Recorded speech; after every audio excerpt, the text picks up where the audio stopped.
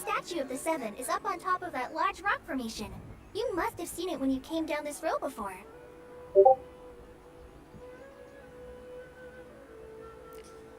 Hello guys, welcome back to my stream. दिन में मैं कोशिश कर रही थी फ़ोन में करने का। मुझे एक्चुअली कुछ समझ नहीं आ रहा था वेदर आवाज़ मेरा जा रहा है कि नहीं। हम ऐसे ही ट्राई कर रहे थे, ट्राई करते करते आर्कन क्वेस्ट खोल दिए, खेलने लगे। फिर बाद में जब एंड किए, मेरा कॉल आया था, एंड किए उसके बाद हम जब टेस्ट किए आवाज़ आ रहा है कि नहीं, देखिए कि हाँ आवाज़ आ रहा था।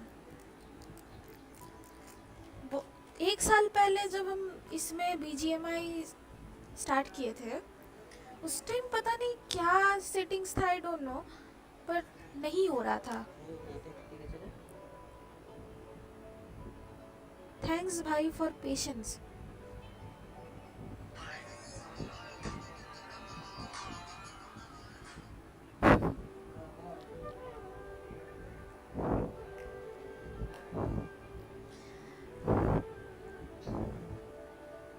Let's go. It's pretty high up there, isn't it? Don't worry. If you're afraid you can't make it up there, I'm sure Master wouldn't mind if you don't clean the statue. Shouldn't be a problem. Oh? I guess I'll leave it up to you then. There's not much footing once you reach the statue, so be careful up there. Paimon will fly up with you and help you with those hard-to-reach areas. By the way, Kale, do you know anything about the Dendro Archon? You know, what's she like?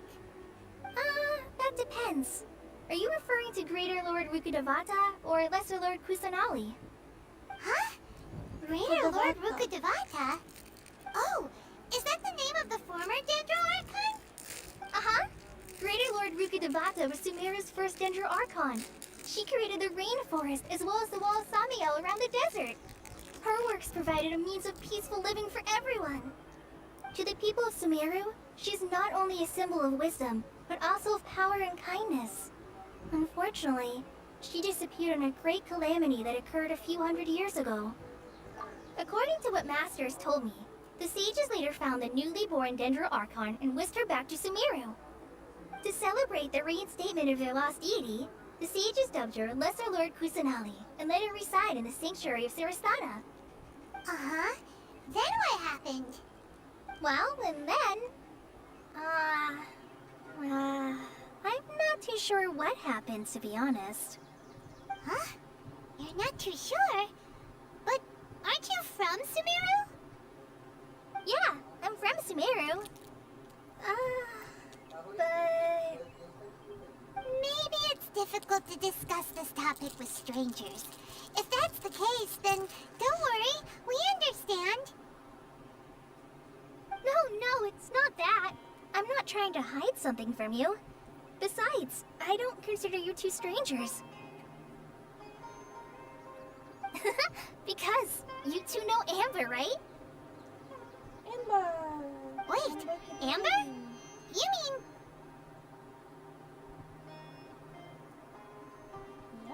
Yes, that's her. I once lived in Mondstadt for a while, and she helped me a lot during that time. You could even say that she helped me become a new person. There's no one like Amber. She lives life to the fullest while always adhering to her strong sense of justice. She's ready to answer the call for action at any moment, but is also very understanding of others.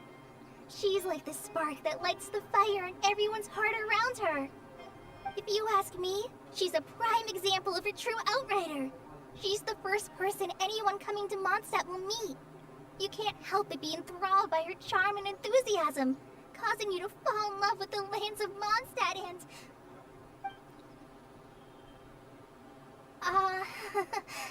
sorry.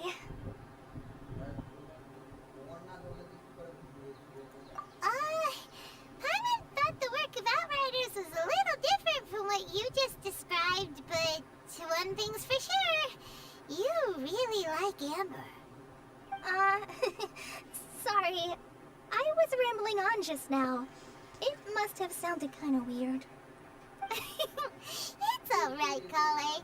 Knowing that you're a friend of Amber somehow makes Paimon suddenly feel a lot closer to you. So, how do you know that we've met Amber? returned to Sumeru, Amber and I have stayed in touch by writing each other letters. In one letter, she mentioned that Mondstadt was attacked by a fearsome dragon, but the city was saved by a mysterious blonde traveler and their floating companion. I knew you two were the ones she mentioned in the letter the moment I saw you.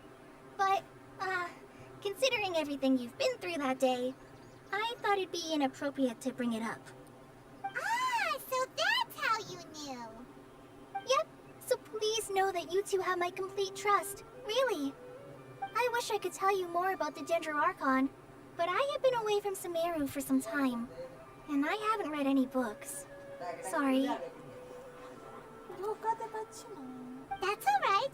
You've already helped us a lot. We had never even heard of Greater Lord Rukkhadevata or the Sanctuary of Surasthana until you mentioned them. Oh, I'm happy that was helpful. There is one thing I want to ask, though. Why do you two want to know about the Ginger Archon?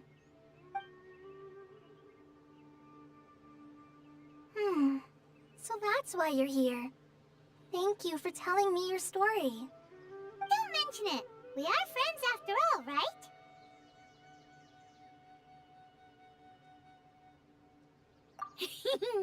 Alright, we have a statue to clean. You both have my thanks. While you two are up there cleaning, I'll go ahead and inspect the forest canopy. Let's meet back here shortly.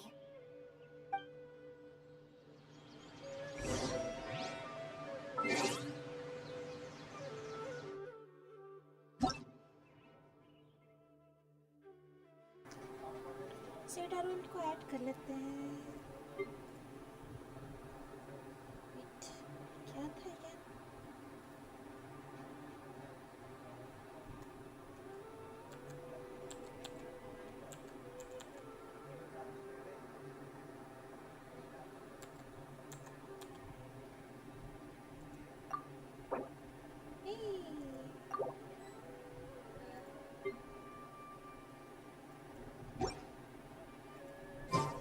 Every journey has its final day.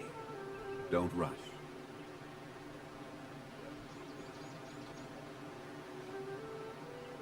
Osmanthus wine tastes the same as I remember.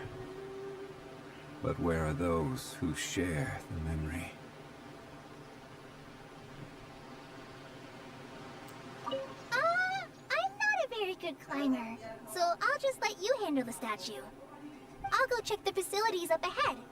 By the way, once we're done with our work here, would you like to chat some more? Sure. Kuli is cute.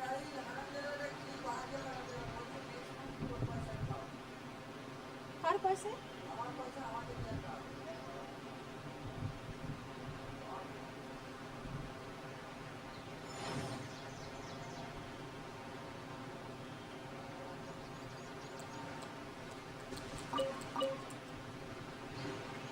किधर जाना है?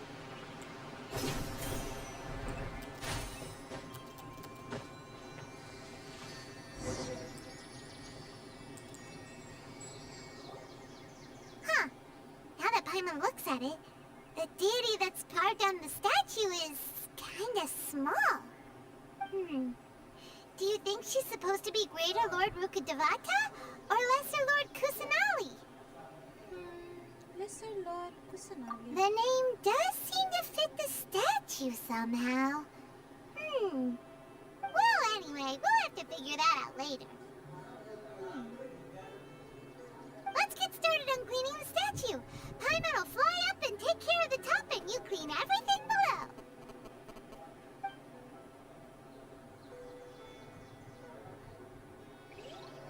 Nice work! That's one clean statue. Let's head down and meet up with Kale.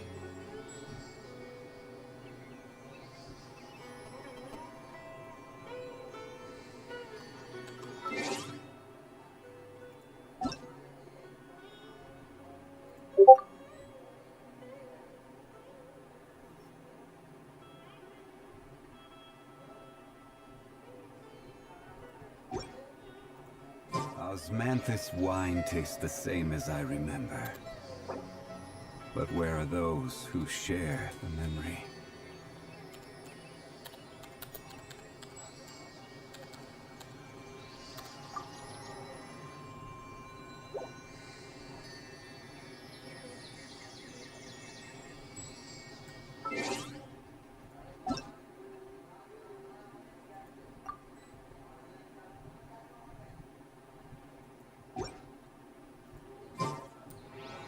Boats are made for transferring commodity. Oh la la. Back and forth. And those that come across Leo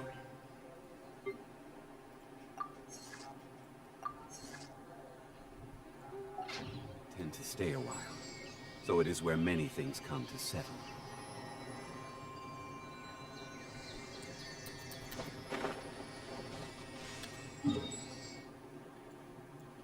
अभी के लिए बाद में करते हैं, पहले यहाँ चलते हैं. Except the village.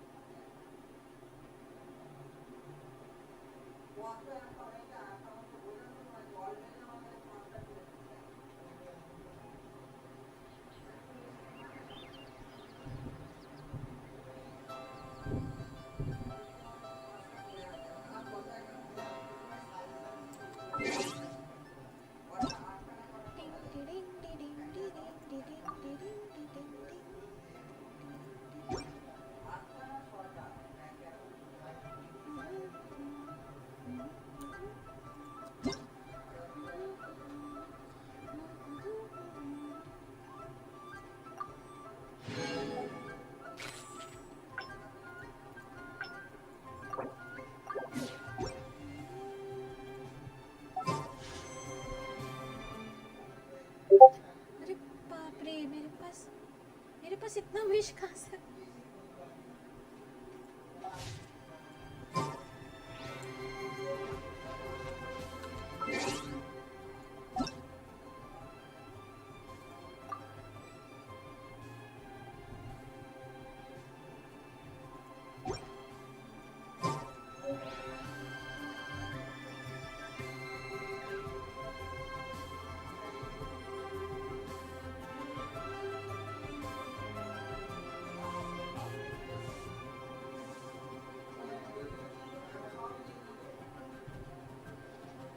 Osmanthus wine tastes the same as I remember. But where are those who share the memory?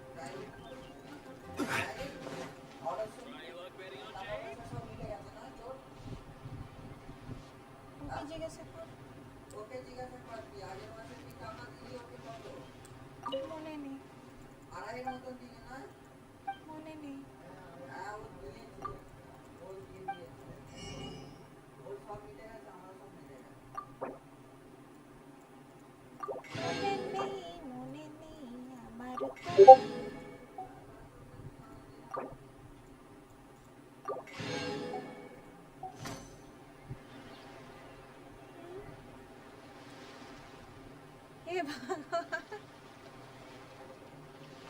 अरे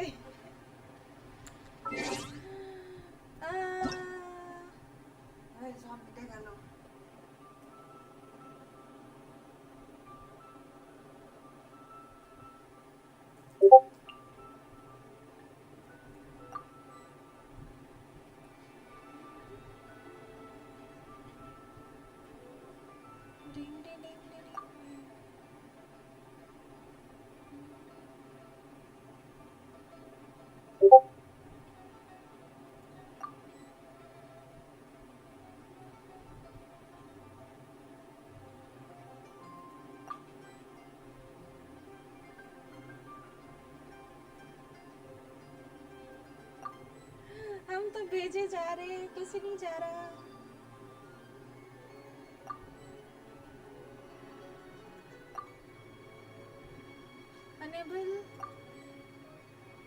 Unable to join Zedarol's world. हाँ, नहीं जा पा रहे, कोई ना.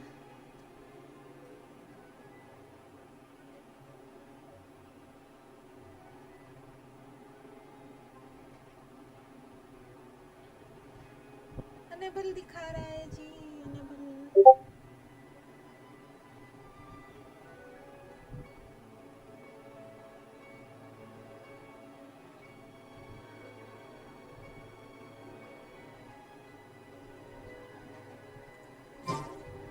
Osmanthus. अनेबल क्यों दिखा रहा है? रीजन भी नहीं दिखा रहा.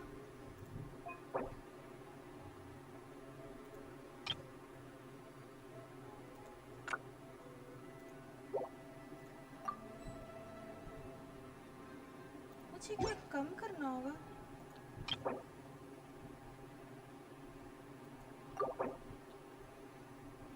What?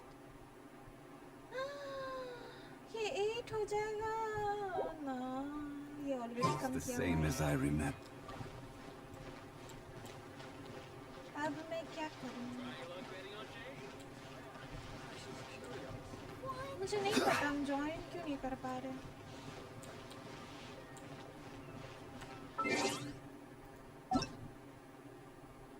मैं ज्वाइन क्यों नहीं कर पा रही?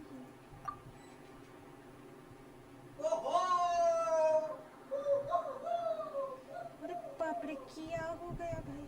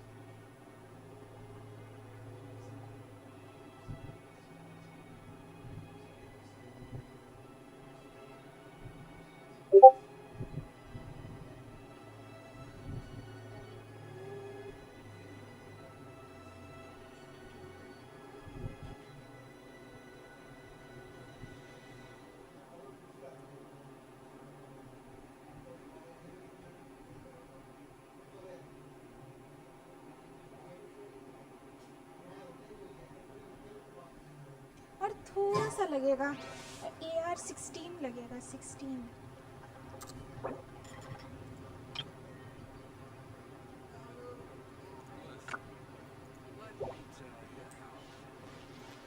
तब तक मैं क्या करूँ? मुझे क्या ज़रूरत है? मुझे कुछ ज़रूरत है? Oh, I got books. First and foremost, my dear zombie. Enough नहीं है. हेलो. और कितना खाएगा ये? Osmanthus wine tastes the same as I remember. But where are those who share the memory?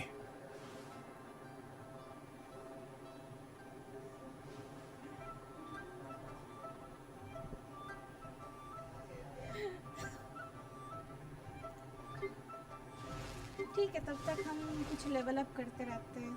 ये भी 88 है. ये 88. भिखारी है.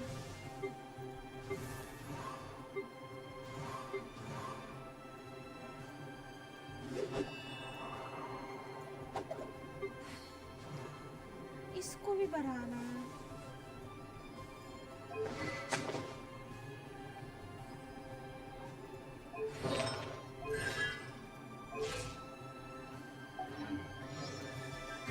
क्या कर सकते हैं?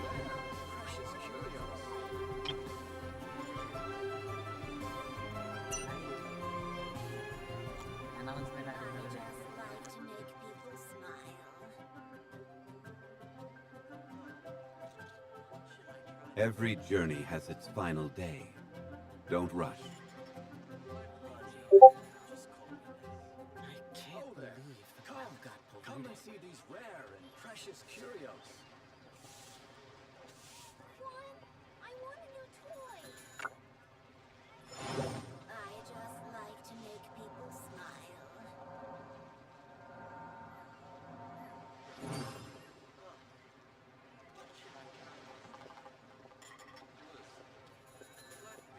I can't believe the well got polluted. से बुरा लगा। हमको भी याद नहीं था 15 या 16 था। Osmanthus wine tastes the same as I remember. सच में याद नहीं था 16 है। हाँ AR16 Osmanthus. खुल जाएगा थोड़ा देर में। ज़्यादा यार पॉइंट्स नहीं लगेगा होप सो। मैं हूँ तब तक, आप आइए आराम से आइए। डायरेक्ट ভিসিটি সঙ্গে কানেক্ট হবে এটা বলে কি লাভ, আমি তো কিছু ছিড়তে পারবো না।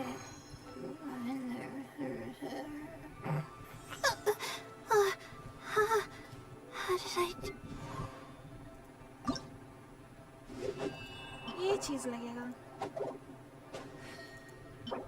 सी गानोडार्मा। ओके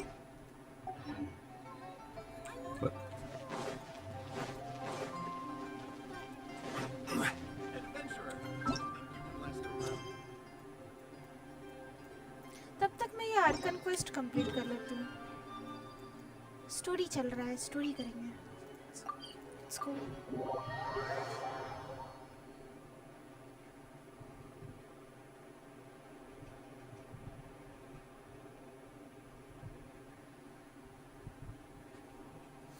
आज रात भर खेलेंगे, रात भर इन द सेंस 2 बजे तक।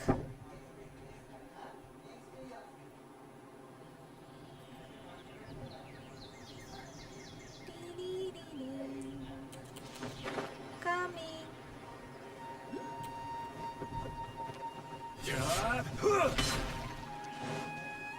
Cole.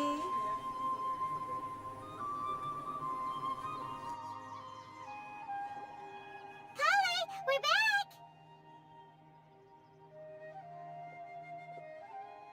Welcome back! You must be tired after all that climbing. Let's take a little break. I brought some fruit and water for us. Yay! Food! What kind of goodies did you bring?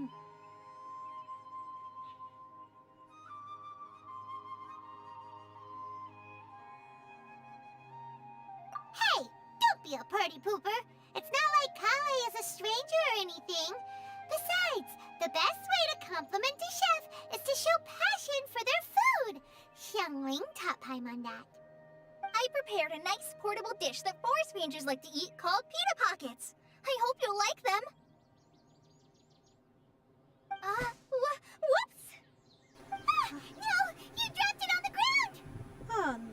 Not to worry. I wrapped a few layers of oiled paper around each pita. They should be fine. Oh, whew. Paimon nearly had a heart attack there.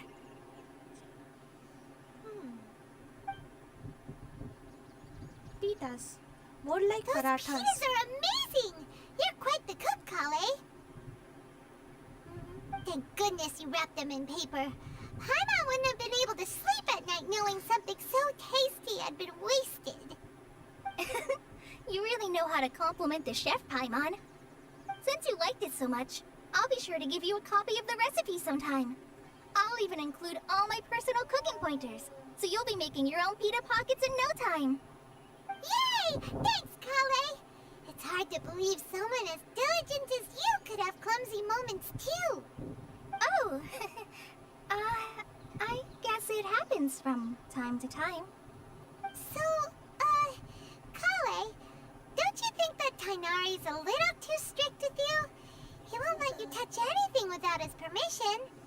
Paimon knocks stuff over all the time flying around the Traveler, but she's never said anything. Everyone has their clumsy moments. No, you've got the wrong idea about Master. Sure, he may seem a bit harsh at first, but with some time, you'll see that he's actually very kind-hearted. I've heard the veteran rangers say that Master is from some ancient and mysterious race that is known for their cunning wit and reclusive nature. But Master is actually very kind at heart. Oh, by the way, you've heard of the Academia, right? Well, there's a group called,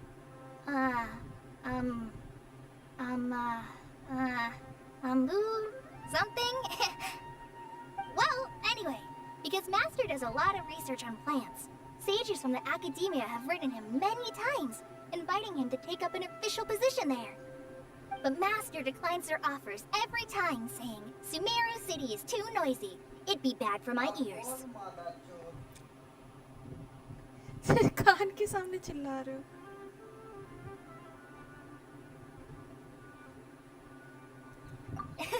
Seems you already know him well.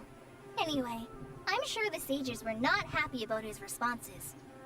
Master could obviously have a bright future in the academia, but he insists on sticking to the path of a forest watcher. Every day he helps the locals of the forest and passes on his extensive knowledge to trainees like me. In fact, Master's the one who taught me how to make pita pockets. Really? Paimon would have never guessed that. Oh, speaking of Tainari, he was the one who took care of you after finding you passed out yesterday. He even carried you all the way here. Paimon's still kinda upset, though. He kept scolding Paimon the entire way here.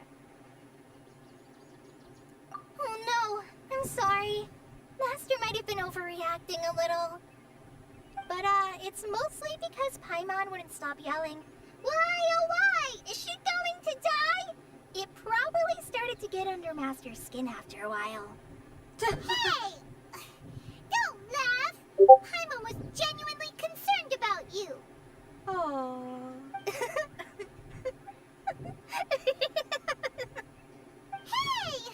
Now even Kali started to laugh. Ugh, that's it! Paimon won't forget this. It's time for some primordial wrath! No! Don't touch me!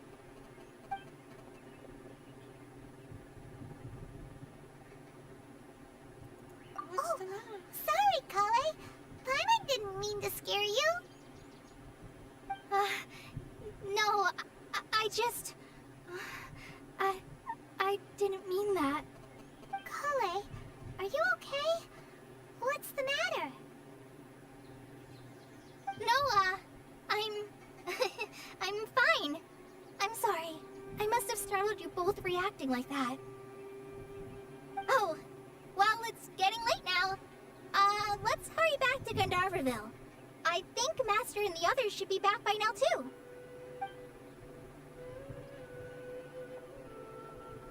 Huh? What was up with Kale just now? And why is she in such a hurry all of a sudden? Look, she's practically running back. Paimon can't even see her now.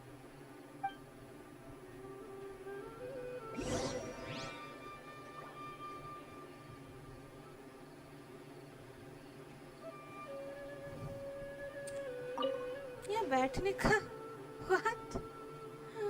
Oh my.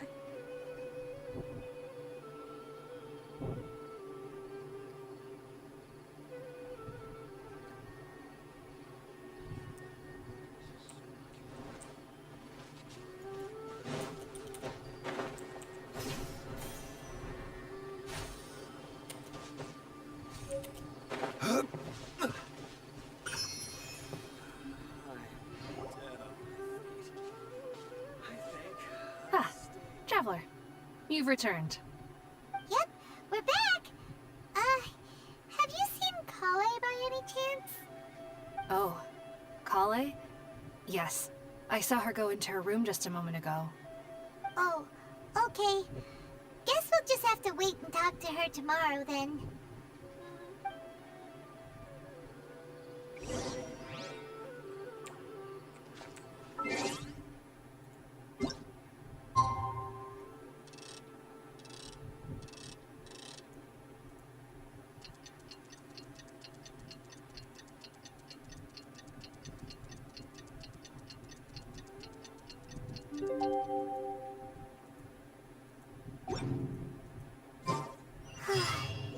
Paimon was thinking all night about what happened with Kale, and still can't figure out what the problem might be.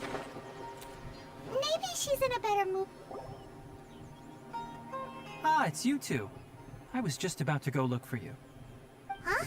Tainari? What are you doing here? Where's Kale? I came to check on Kale's condition. To put it simply, she's not well. You mean she's sick? How could she be... Oh, wait a minute. Could it be because of what Paimon did yesterday? No, no need to worry. Something as small as you could never harm her.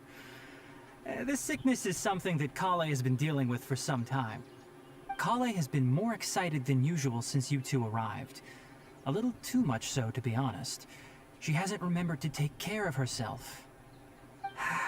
I suppose it's understandable, though. She hasn't been around anyone she considered a friend for some time now. It must have been refreshing for her to have you two here.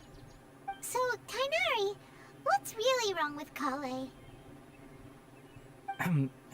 Let's take this conversation elsewhere. Kale just fell asleep after taking her medicine. She needs some peace and quiet.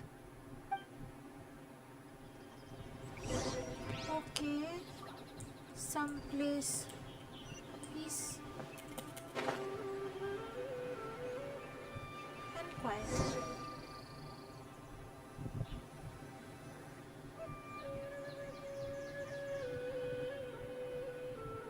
All right, let's continue our conversation here, shall we? To be honest, I hadn't realized that you're that honorary knight from Mondstadt until Kale told me just now. I've also heard all about your deeds in Liyue and Inazuma. So, just to clarify, what I'm about to tell you about Kale is not because of who you are or your past feats. Instead, I am going to tell you because... well, because Kale asked me to. And honestly speaking, I was against Kale revealing her past to you. But she insisted, saying you two treated her with sincerity and as a friend. So now she wishes to reciprocate the gesture. So, Tainari, what exactly is wrong with Kale?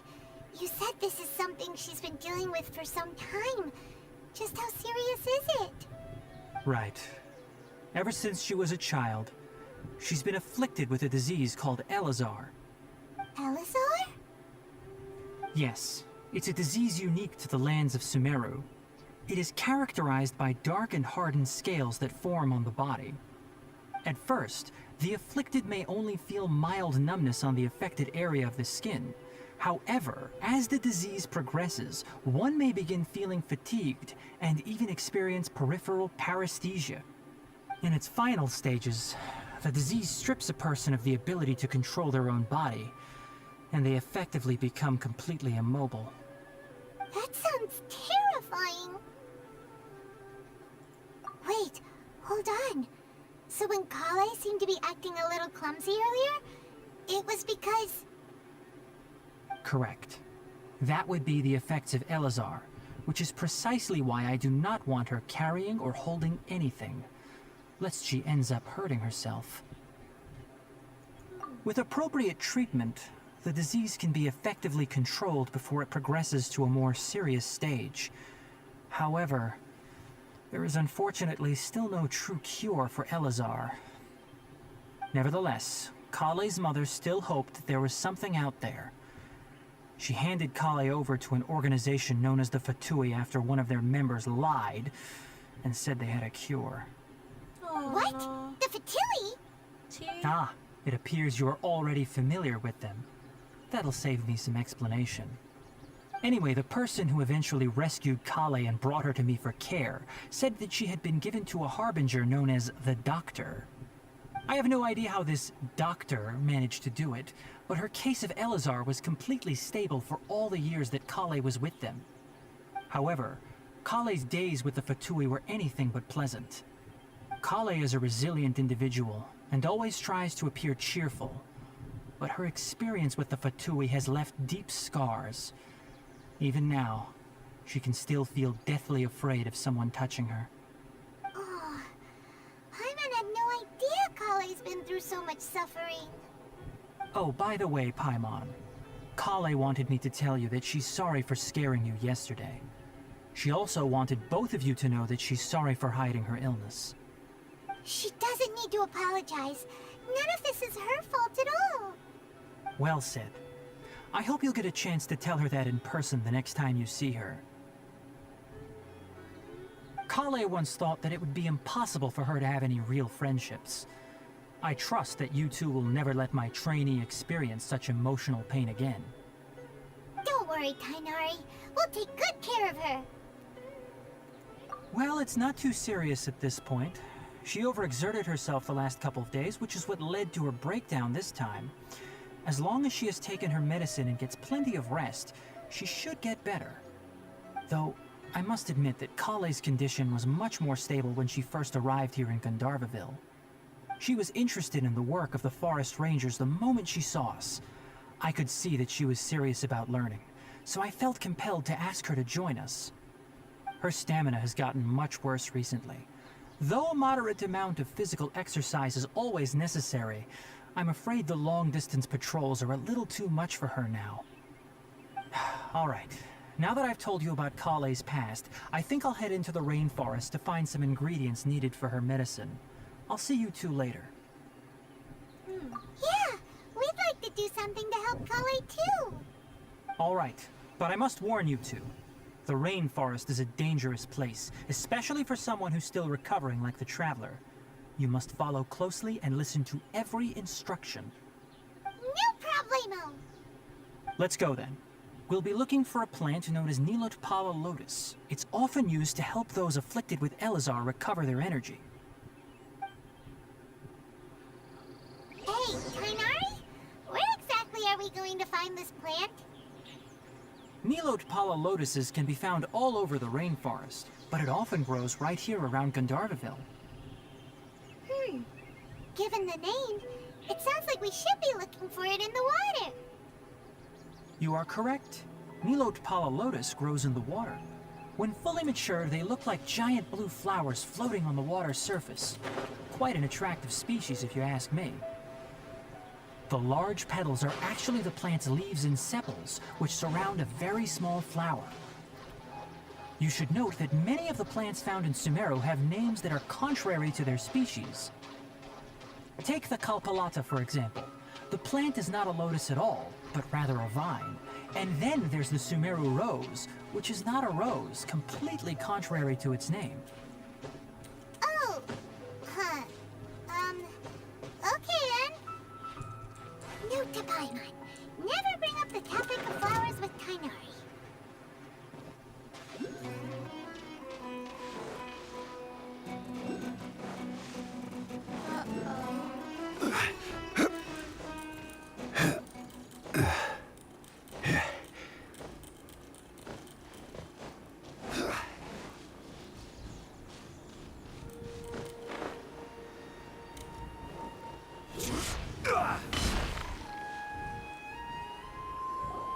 There should be Nilotpala lotuses growing somewhere in this area.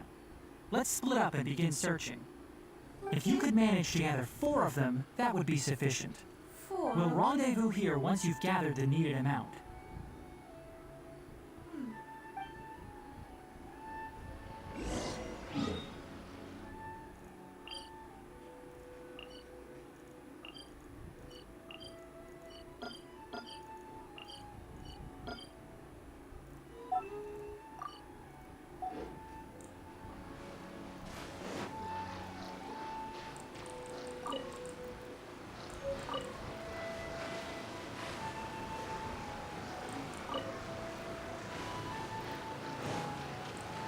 Alright, we've gathered enough Nilotpala lotuses.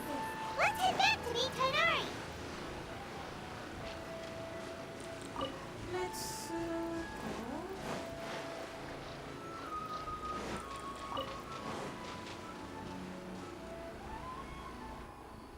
Hey Tainari, we found the lotuses you requested. Let me take a look. Good, very good. These are all excellent quality. I'm quite glad you two came along. Your exploration experience helped save me a lot of time here. It seems we even have enough time to stock up on some other things I need. Hey, Tainari!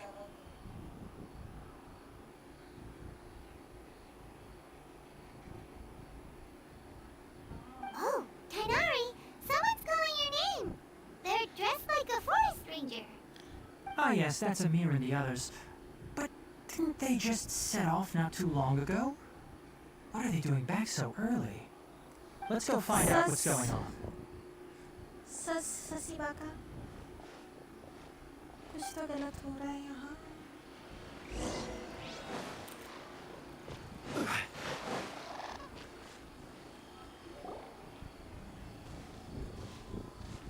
Tainari, thank goodness we found you here. We were just about to head back and find you at Gandharvaville. What's going on?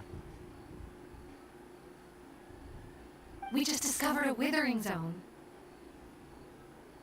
The Withering is back? But the patrol route you were on should have been already clear just a week ago. It reappeared so quickly. Can you tell me the exact location? It's up ahead, deep in the river valley. It's appeared in a spot that blocks nearly the entire narrow part of the valley area, so we decided to come find you as quickly as possible. And the radius of the contamination? Sorry, I couldn't get it clear enough for you to tell. No one in our patrol team had a vision, and it appeared to still be spreading, so we didn't risk getting any closer. Okay, I understand. You made the right decision. I'll go deal with it right away. In the meantime, please guide these two back to Gandharvaville. Wait, Tainari, why don't you let us help you? You two have only just arrived in Sumeru. You're still unfamiliar with many things in these lands. There's a unique type of anomaly that occurs in the Sumeru rainforest. It's called the Withering. Okay. The affected areas not only cause nearby vegetation to wither, but it's also lethal to wildlife and even people. If you don't carry a vision, then you should think twice before approaching such places. Yes, Amir is absolutely right. I wasn't kidding when I said the rainforest is a dangerous place. As Amir said, only someone with a vision, that is, the power to manipulate elements, will be able to resist the Withering's corrosive effects for a time. That's right. If any of the forest rangers without a vision come across a withering zone, we first make a record of the location and then have a ranger with the proper abilities deal with it, like Tainari here. Only someone with a vision can venture within a withering zone and find a way to deal with it. But you don't seem to carry a vision. Don't worry, she may not have a vision, but she's a real pro at using the power of the elements. It seems the rumors about you are true. In that case, all right, you two may accompany me.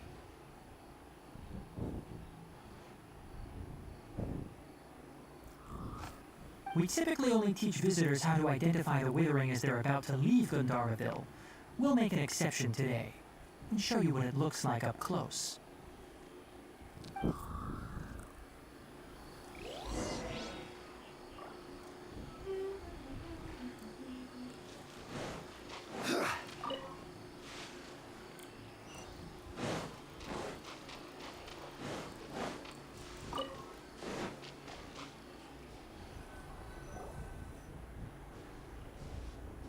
Stop. Don't move any further. Look there in the distance. Huh? Where?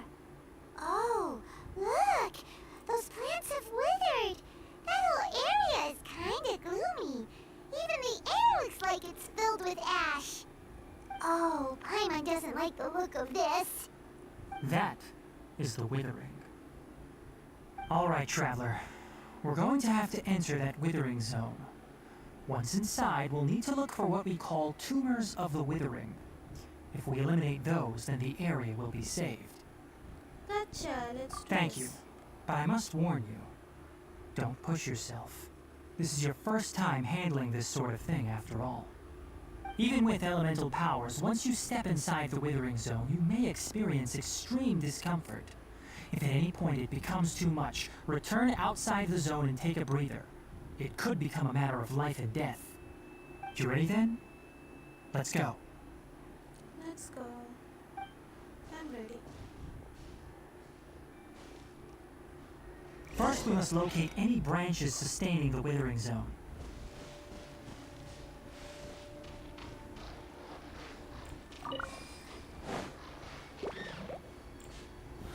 Stabilize! Yeah!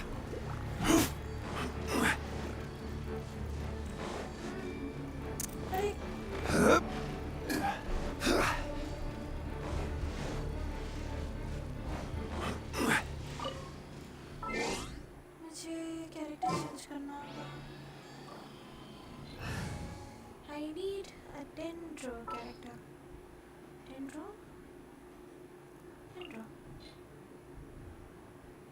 ensure your safety.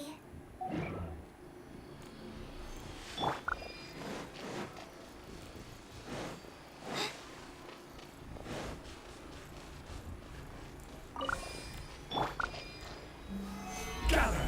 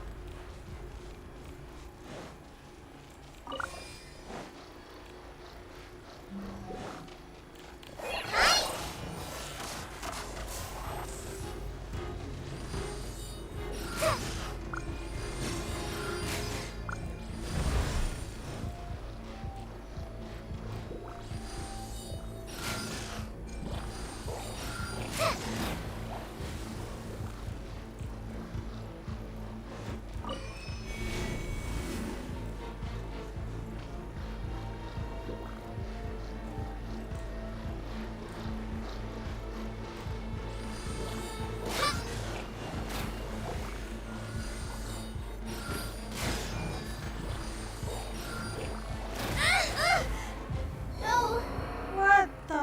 like this.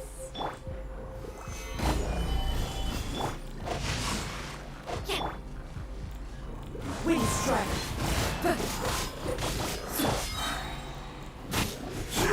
Clouds high. The birds come! Hello gaming, hi, long time. Hello, welcome to the stream. सही में काफी दिन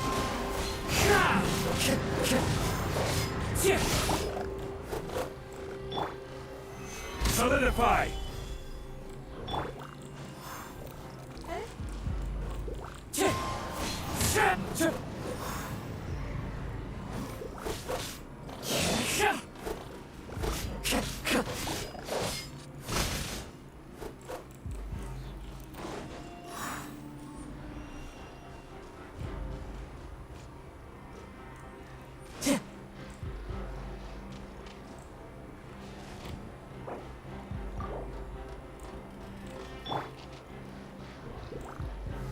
Gather!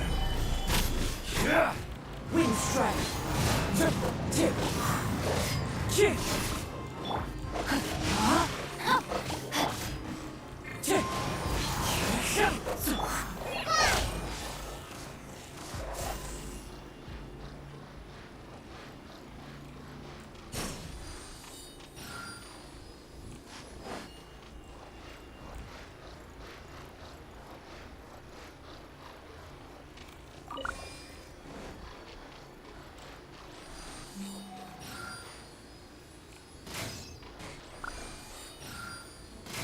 Great work.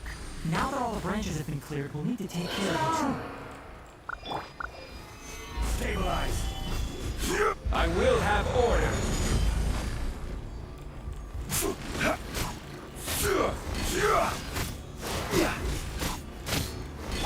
Wind strike! No, my sword! Gather!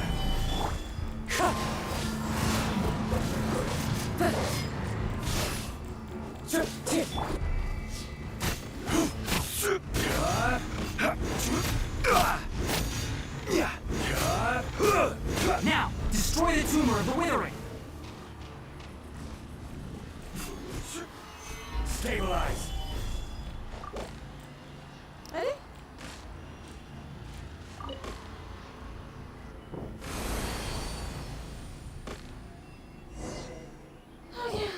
We did it! Everything's returning to normal now! Yes, thanks to you two. We were able to quickly restore this area back to normal. Tainari? You make it sound like we did well, but why does Paimon have the feeling you're worried about something? It's that obvious, huh? Alright, it's like this. Recently, the rate at which the Withering Zone appears has been increasing. even though we were able to quickly clear that withering zone, it won't be long before another one appears. If that simply meant more work for me, then that wouldn't be an issue. But it's far more severe than that. The withering is leaving lasting effects on the rainforest itself. For instance, even though we cleared out the withering zone, many of the plants that were affected will not recover. This presents a crisis for the ecosystem itself. Many plants in the rainforest are already in decline, directly impacting the wildlife that depends on those plants. And most disturbingly, as the appearances of withering zones have started to increase, Kale's case of Elazar has also become more serious. Huh? Well, why's that? I'm still not sure of the exact reason. However, I've received word from acquaintances at the academia that similar cases are being reported for patients with other conditions. Is there no way to permanently get rid of the withering? No, none that we know of. The withering has been recorded in Sumeru for millennia. It's said that it originates from the depths of the world. By the way, have you heard of Irminsul before? Irminsul is a tree located deep beneath the surface. Although it isn't like any tree we know in a biological sense, you can basically think of it as a large tree that grows downwards rather than upwards. I'm sure you've heard of ley lines, right? They're like the roots of Irminsul, spreading and extending from a massive cavern deep underground all the way up to the surface.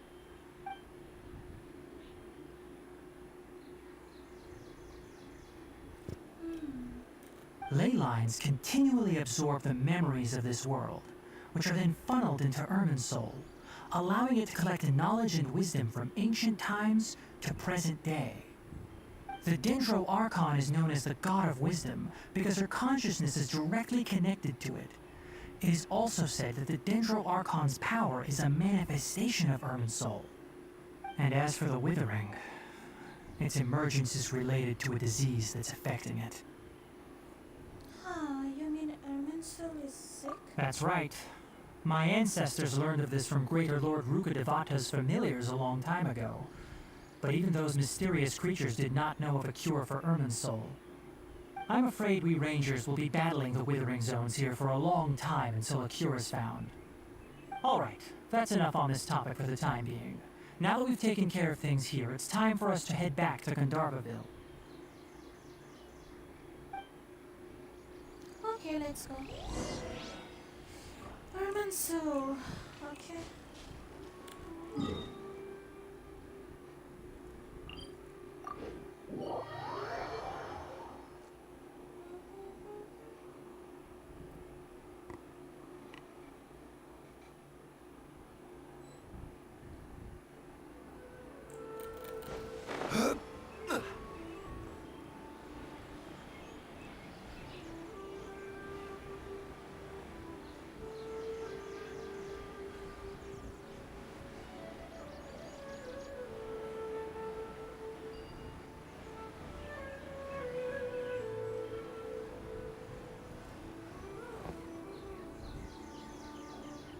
Oh, Tainari, you all made it back.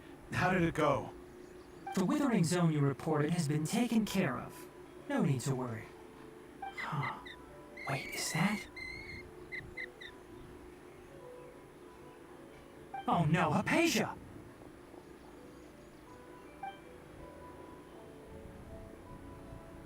Huh? What's wrong, Tainari?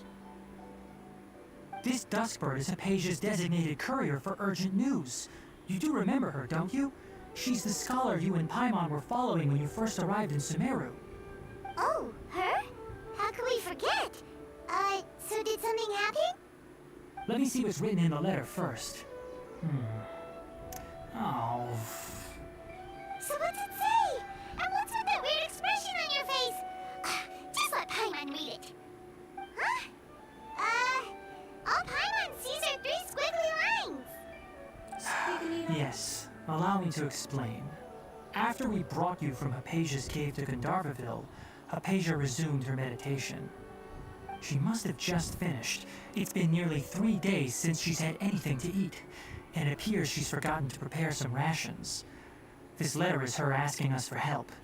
We need to go. What? You mean she's been sitting there for 3 days? Hey, wait, how did you know all that from just a few lines on the paper? Well, obviously because this has happened before. Last time she drew 5 lines, and by the time we found her... Well, I'd prefer not to remember that. Needless to say, Hypatia's been through worse, but we should still get to her as quickly as possible. I've got some emergency rations set aside for times like these. Paimon, Traveler, could you two bring these to her? Wait, you want us to bring her the rations? But will the Traveler be okay if her cave is still filled with that funny incense? Let's find out. Here, Traveler, take a smell and see. So, how do you feel?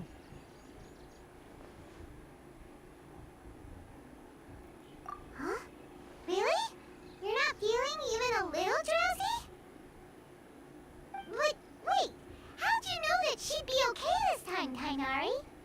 Back when we were clearing the Withering Zone, I observed that she could adeptly manipulate the Dendro element. I knew then that she would be fine. And if I may ask, what I was telling you two about Irminsol's ley lines, was what I described similar at all to what you saw while you were unconscious? That's correct. Those weren't hallucinations at all. Though I don't intend to apologize for deceiving you. Because what you saw is of significant importance. Not just for the nation of Sumeru, but the entire world of Teyvat. My forefathers were shown much favor by Greater Lord Rukkhadevata. We took an oath to protect this nation together with her. Now that that duty has fallen to me, it was part of my responsibilities to ascertain whether you could be entrusted with the fate of Sumeru. Now, after seeing you in action with my own eyes, you have earned my confidence, and I no longer feel the need to hide any secrets from you. When you passed out, your consciousness had connected directly with Irminsul. What you witnessed were actually real memories contained within Irminsul itself. I could try to tell you more, but it would be better if you went to ask Hypatia instead. Her focus on meditation and use of Spirit Borneal are aimed at establishing a connection with Irminsul, just as you did. That sounds nice and all, but will she really help us? Seriously, she completely ignored us the last time we tried talking to her. That was because when you ran into her, she was in a special phase of her training. During that time, she must avoid communicating with others. Please, wait here for a moment.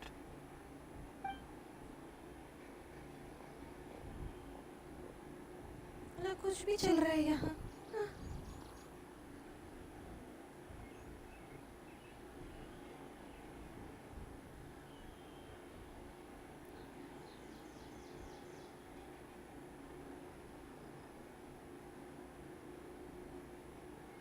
Here, take these. It's a meal I packed for Hypatia, as well as some other ingredients. I'm sure it'll come in handy.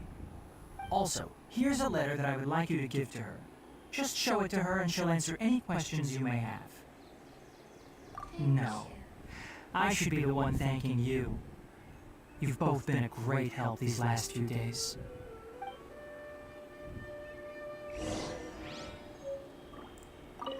Anyway, please take good care of Hypatia. I'll go prepare Kale's medicine now. Using the Nilode Pala lotuses while they're still fresh will significantly boost their effectiveness. Rest assured, Kale will recover quickly as long as she has her medicine. Okay.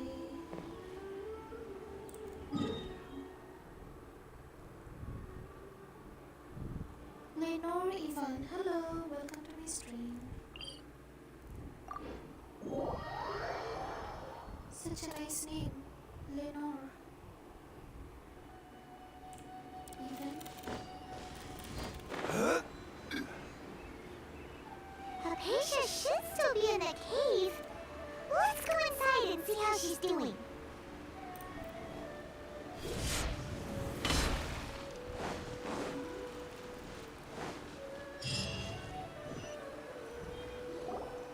Hello?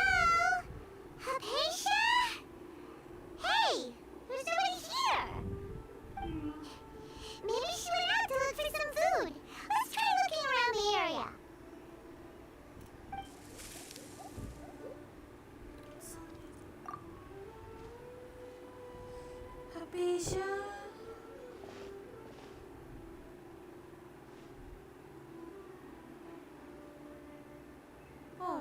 Bottle भी वो पड़ी हुई है।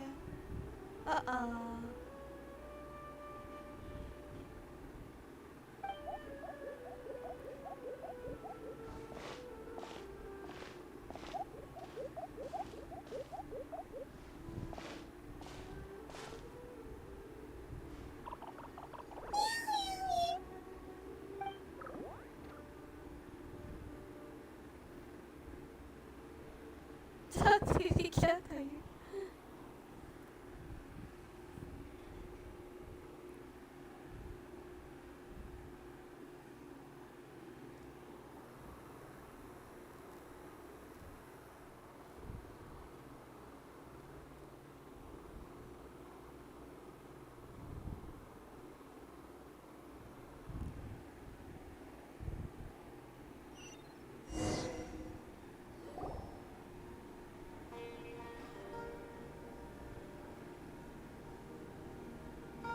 There you are!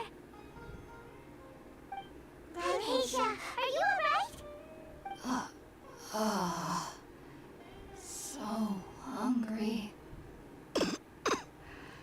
Eat water. There's no way we can get her to eat in her current condition. Let's try finding some water first. Let's go. Huh? Wait. Why does it look super foggy outside all of a sudden? Anyway, let's go look around.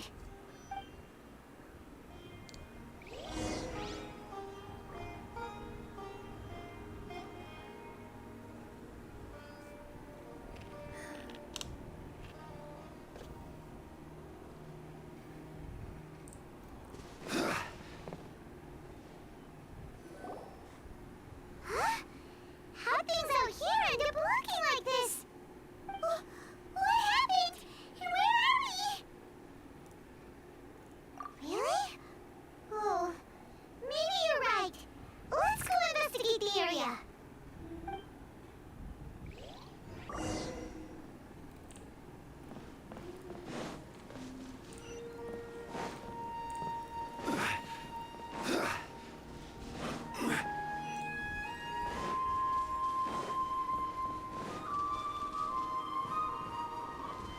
Wow, this place is huge!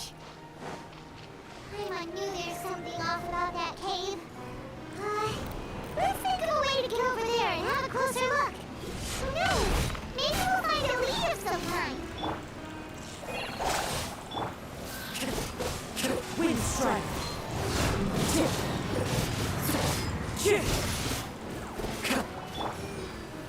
Gather!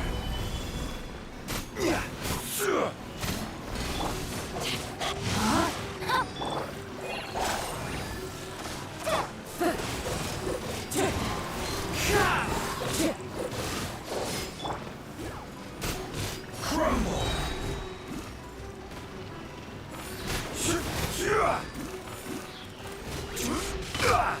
This is order. Quake!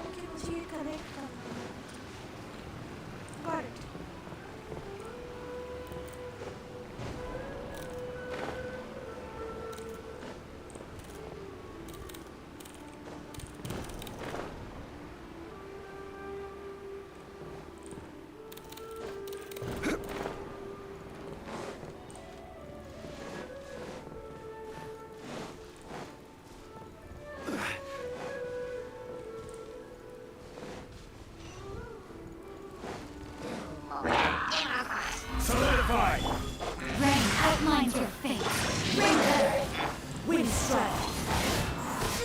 One with wind and cloud.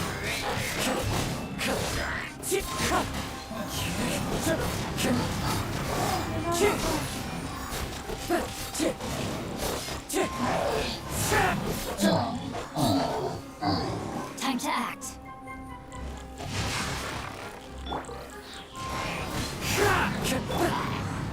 Stabilize. Wind strike. Clouds high. The birds call. Gather! Order guide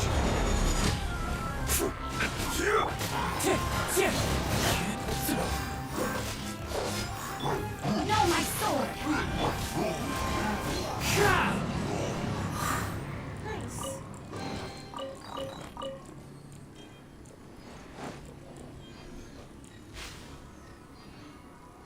What?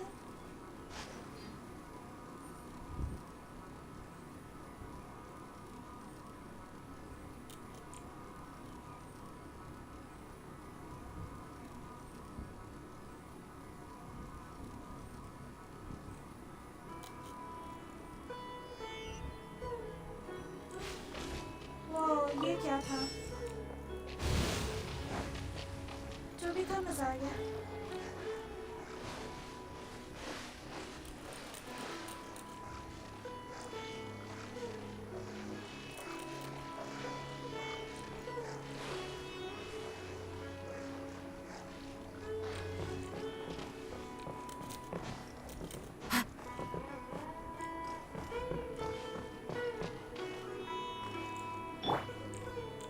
Crumble! हम उठ क्यों नहीं पा रहे?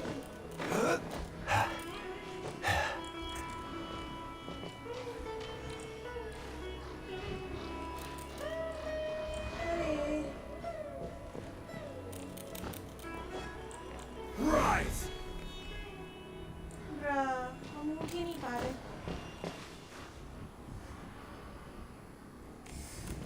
किधर अटक गए हम?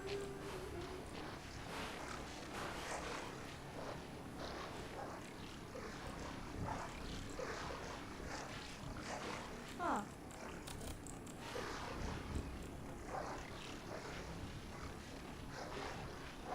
मुझे वहाँ कैसे जाना है?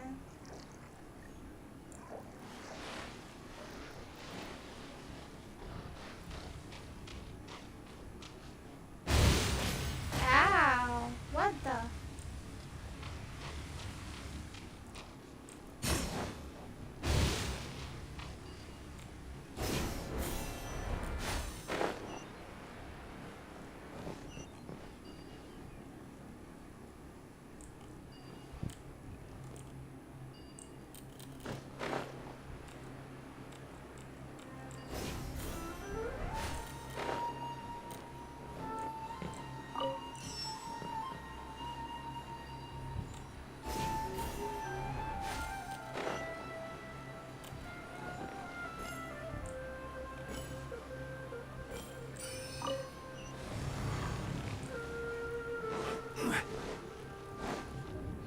Oh no. ये साउंड बिल्कुल अच्छा नहीं लग रहा हमको.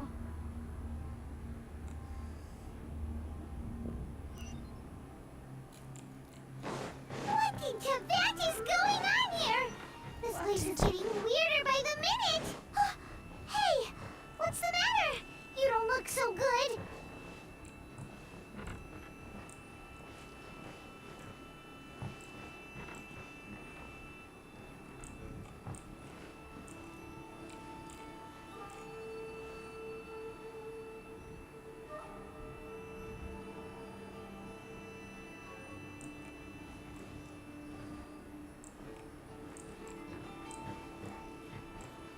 ऐसी ही तो है.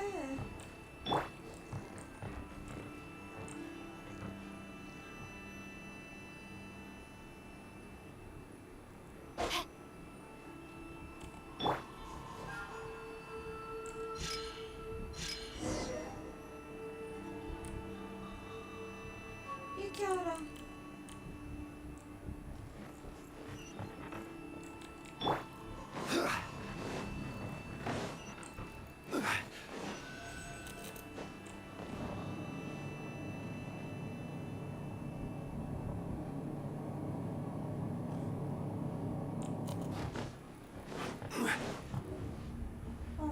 ये साउंड बिल्कुल सही नहीं हो रहा है।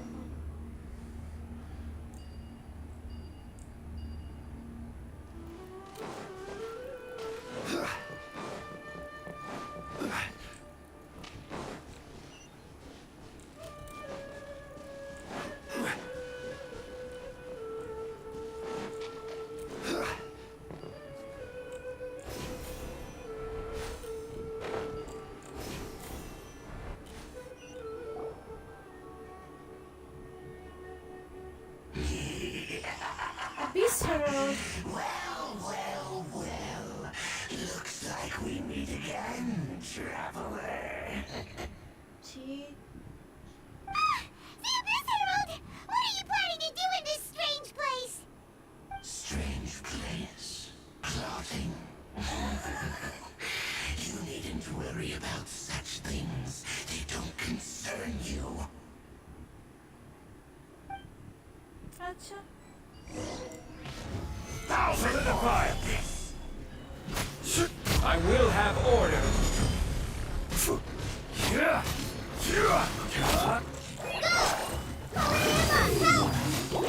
Rain outlines your fate. Witness the power. Stabilize. Wind strike. As one with wind and cloud.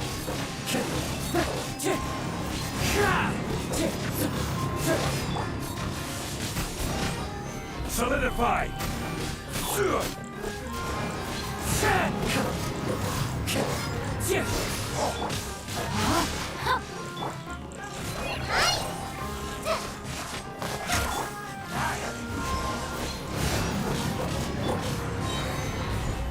This is order.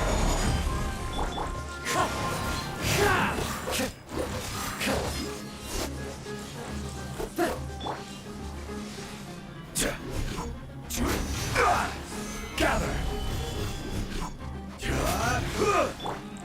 Wind strike. Rain outlines your fate. Stabilize. Fallen leaves. Adorn my night.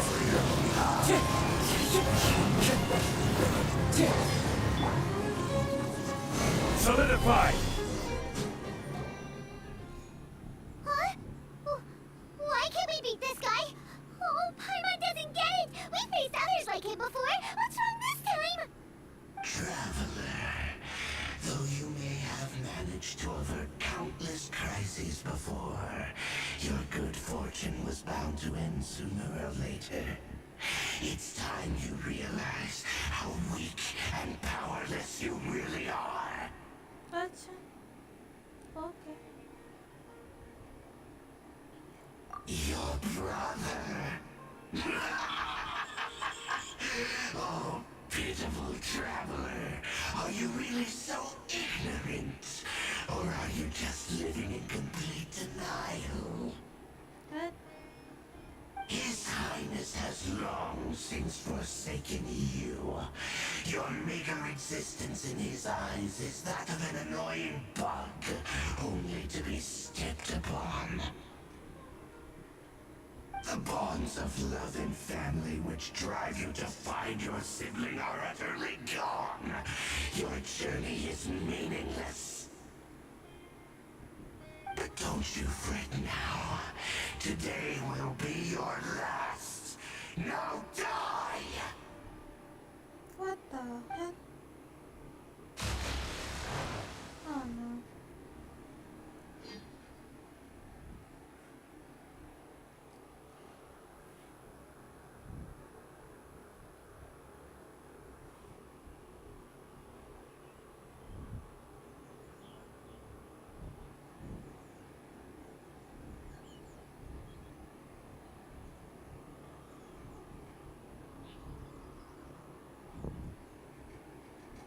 पता नहीं क्या ही हो रहा है कुछ भी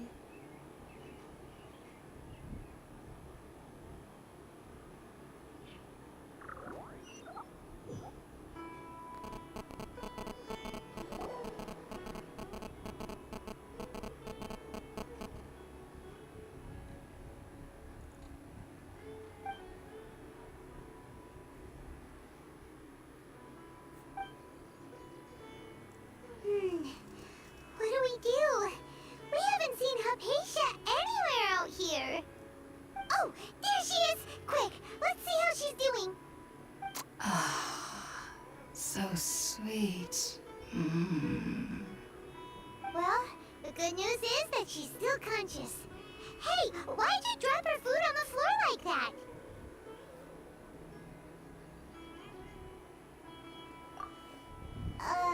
Are you okay? That's really not like you. Anyways, we can talk about this later. We better make sure she's alright first. Hypatia, you okay? Whoa, wait a sec. Look at all this fruit lying around her. We can put that to good use.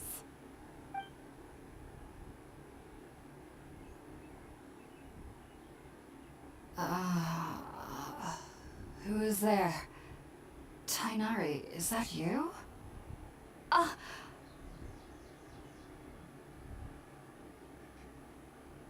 Huh? It's okay. You can relax, Hypatia. Tainari sent us here to bring you some food and water. Here, we have a letter that he asked us to give you.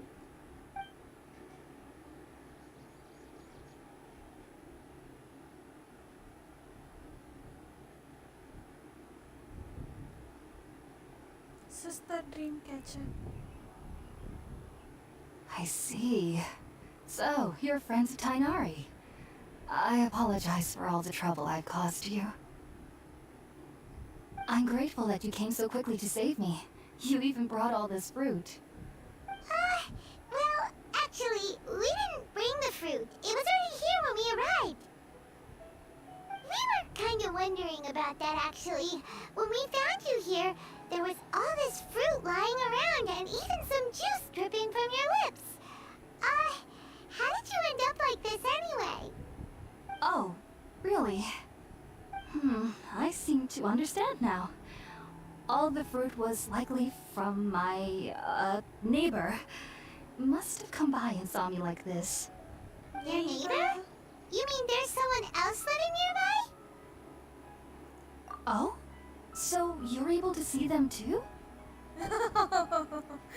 That was cute. Wait, hold on a second, Traveler. You say that before we arrived, you saw some mysterious creature and suddenly had a strange dream? Isn't that a little too crazy to believe? No, I actually do believe what the traveler is saying. I myself had a similar experience once before and ended up scaring my timid little neighbor here. You needn't worry. They mean you no harm. They only dragged you into the dream because they hoped to buy themselves a little time in order to scurry away. So, Hypatia, just what kind of creature is your neighbor exactly? I'm not sure what it's called, to be honest. But I do know that they have some sort of deeper connection with the Archon. I know this because the first time I saw them was also the exact day my consciousness was able to form a connection with Irminsul. Even after I opened my eyes and stopped meditating, my heart was still pounding, and my mind was racing with all the knowledge that I had touched. And at that very moment, I suddenly noticed a small figure at the opening of the cave. In my curiosity, I began to walk over to the creature. They must have already been used to me living in the cave, because they didn't seem to mind me approaching them. They just kept doing whatever they were up to. It wasn't until I crouched down next to them that they suddenly realized that I could see them. Oh! And then?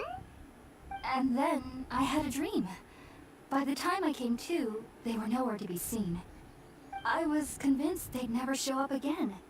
But sure enough, I saw them nearby a few days later.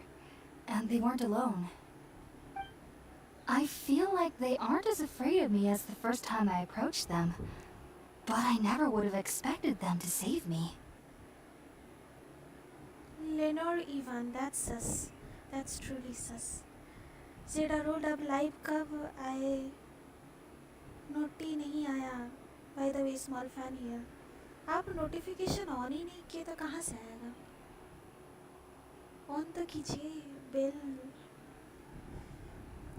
What a fascinating creature. Sounds like a great neighbor. Yes, no doubt about that. By the way, Tainari mentioned in his letter that you had questions for me regarding Irminsul. भूख लग रहा है इसको कुछ खिलाओ Sorry about that. Sounds like just drinking juice still isn't quite enough for my stomach.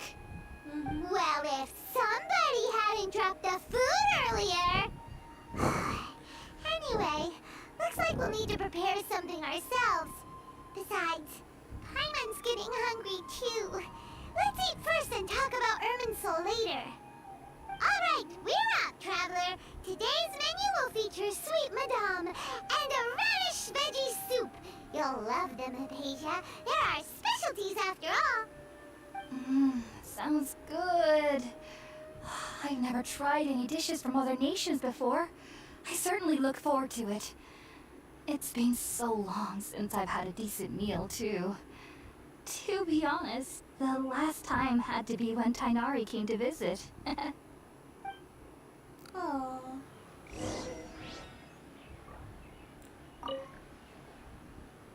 Are you already finished cooking? Smells delectable. I'm truly thankful whenever I can enjoy a proper meal like this. Cooking really isn't my forte. Same here, Hypatia.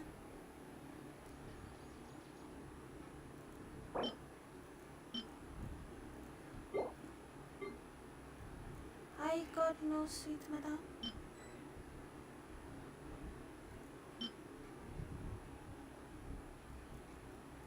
What? मेरे पास क्यों नहीं है?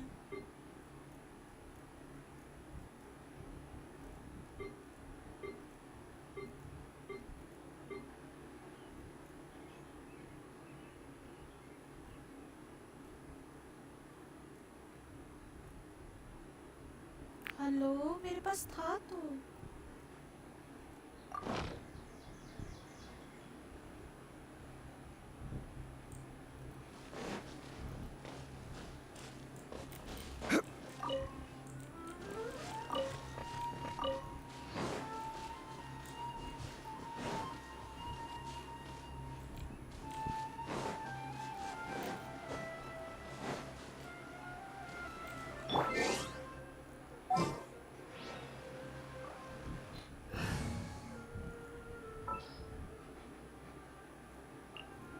Next time, be sure to make a proper appointment.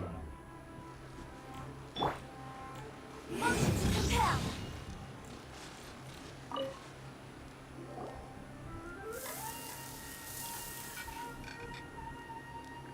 All done!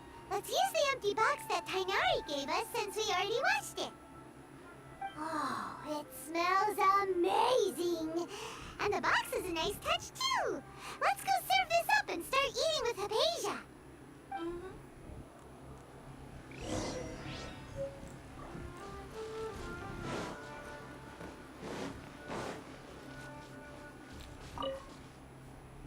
Are you already finished cooking? Smells delectable.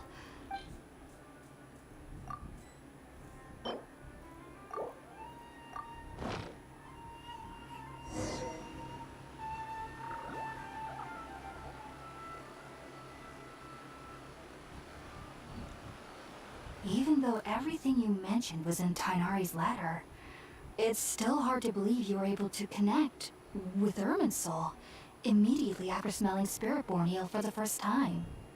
It took me nearly 3 years before I could do so, and everyone at the Academia even lauded me as a genius. You should know that some researchers spent their entire lives without ever successfully connecting with Irminsul as you have. So why does this incense allow people to connect to Irminsul? The ingredients used to make Spiritborn ale primarily consist of plants created by Greater Lord Rukkhadevata. These special ingredients are conducive to heightening our senses to the Dendro Archon's power. Since the root of the Dendro Archon's power lies within Irminsul, we can occasionally tap into her powers to peer into the depths of the earth. Naturally, anyone who can establish a connection with Irminsul in their first ever attempt must be a person of great understanding. Makes sense. But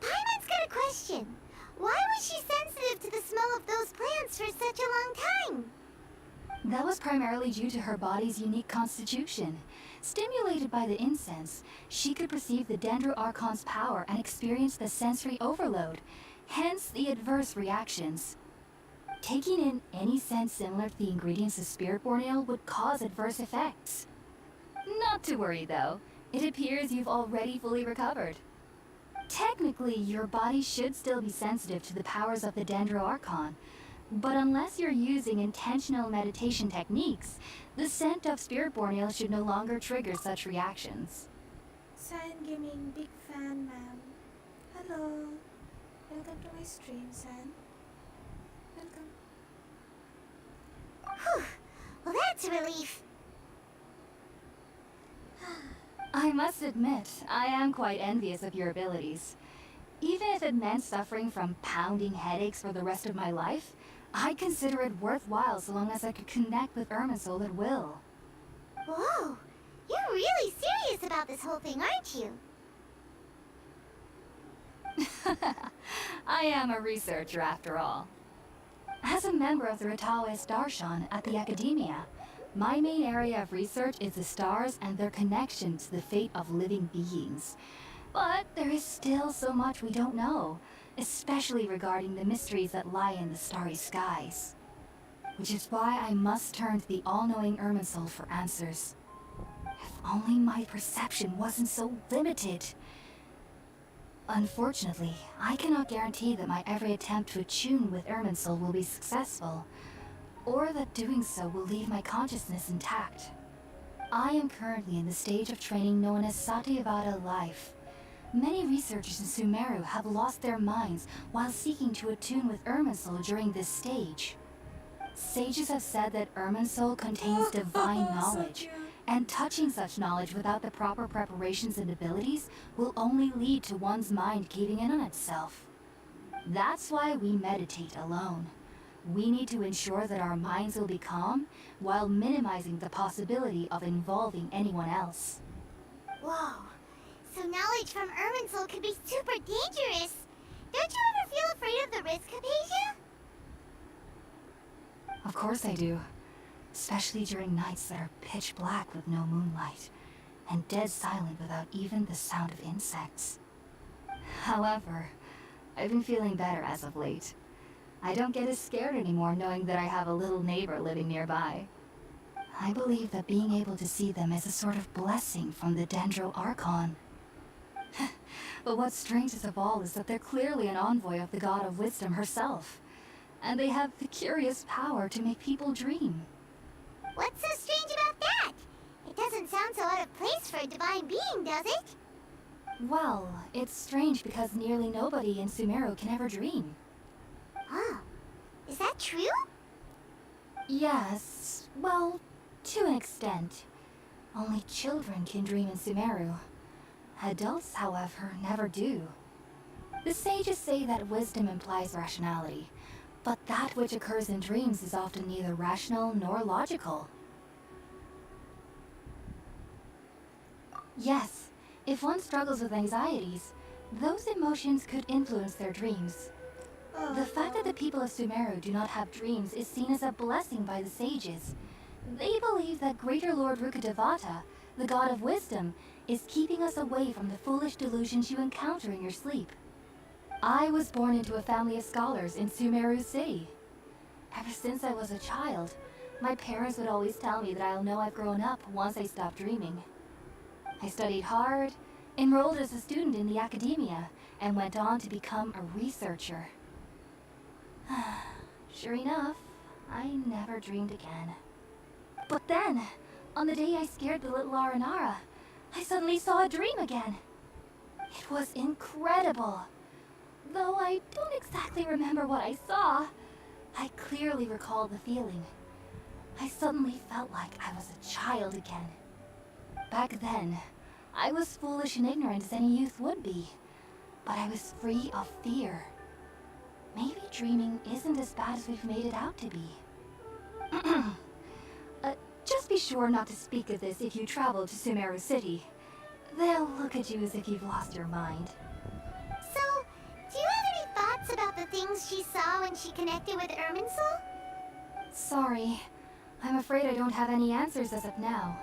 All I can say is that what you saw is a memory contained within Irminsul itself. World forget me. What could that possibly mean? If only I could ascend past Satyavada life and begin Paripurna life, I might have some more answers for you. If you two are ever in the area again, please be sure to come and see me. We wish you luck in your endeavors. There's no need to be thanking me. You two are my saviors. Besides, I'm already looking forward to tasting some more of your cooking. Now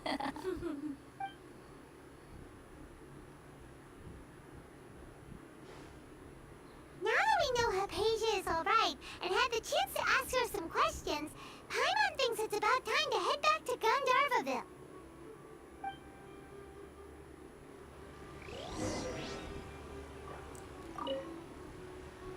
Heading out, I see? If there's anything else you'd ever like to ask about, you know where to find me. Even though that little neighbor of mine was able to induce a state of dreaming, I doubt they were able to control the actual contents of the dream. The end of your dream seemed quite terrifying.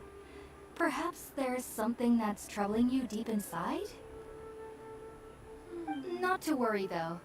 I'm sure you'll be able to handle whatever comes your way in the real world. As someone from Sumeru who cannot dream, I needn't ever worry about nightmares. But lately, I started to feel that I'm somehow missing something without dreams. It's a little hard to explain. Heading out, I see? If there's anything else you'd ever like to ask about, you know where to find me. Sumeru researchers use Spiritborn Ale to assist them in connecting with Irminsul to extract knowledge from it. Though the process can be risky, we believe that the knowledge gained is worth it. Unfortunately, I cannot help you understand your dream, at least not yet. I'm still learning how to attune to the depths of Irminsul myself. I hope that I'll be able to ascend past Satyavada life and gain deeper insights. Heading out, I see? If there's anything else you'd ever... I've heard local children here in the rainforest speaking of fairy-like creatures. But I'm from Sumeru City, and have never heard of such things when I was a child. Perhaps this is because I had a very strict upbringing. My parents would seldom allow me to play with other children. I doubt they'd ever believe me if I told them about my little neighbor out here.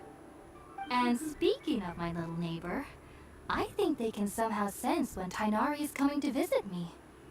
I've noticed on several occasions that as they're playing under the trees, they'll suddenly tense up and scamper away for no apparent reason.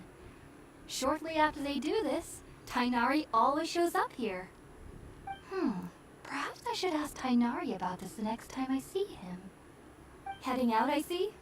If there's anything else you'd ever like to ask about, take care. Do remember to come visit anytime you're in the area. I would be happy to chat with you. That's sweet. Bye-bye, Hypatia.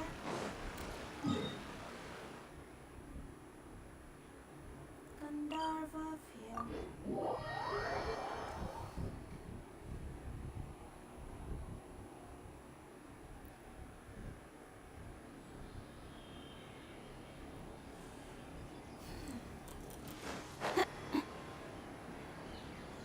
Return to Gandharvaville. Let's go then. काफी कुछ info मिला.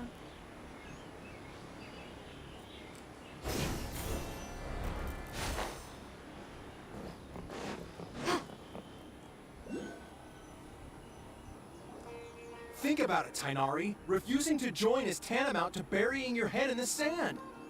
I understand that you're a forest watcher and that it's your duty to combat the effects of withering zones. But isn't it evident that such work is not a lasting solution to the problem? As Sage Kage clearly stated, your presence and guidance in Sumeru City is pivotal in finding a cure for Irminsul. How could you possibly refuse? Keep your emotions in check, Ghulam. Let's at least listen to Tighnari's reason for declining. We're here to invite him to the Academia, not to cause a scene. Sage Kage, I am truly honored that you came here in person, but I'm afraid I must still decline your invitation. I am merely a forest watcher. How could the great minds of the Haravatat have any need of someone like me? Well, it turns out that your refusal letter had some implications on your master's reputation. He is a renowned sage of the Immorta, after all. So now I've come here in his stead. I see. Huh. And I figured that given his temper, he would come here and berate me personally.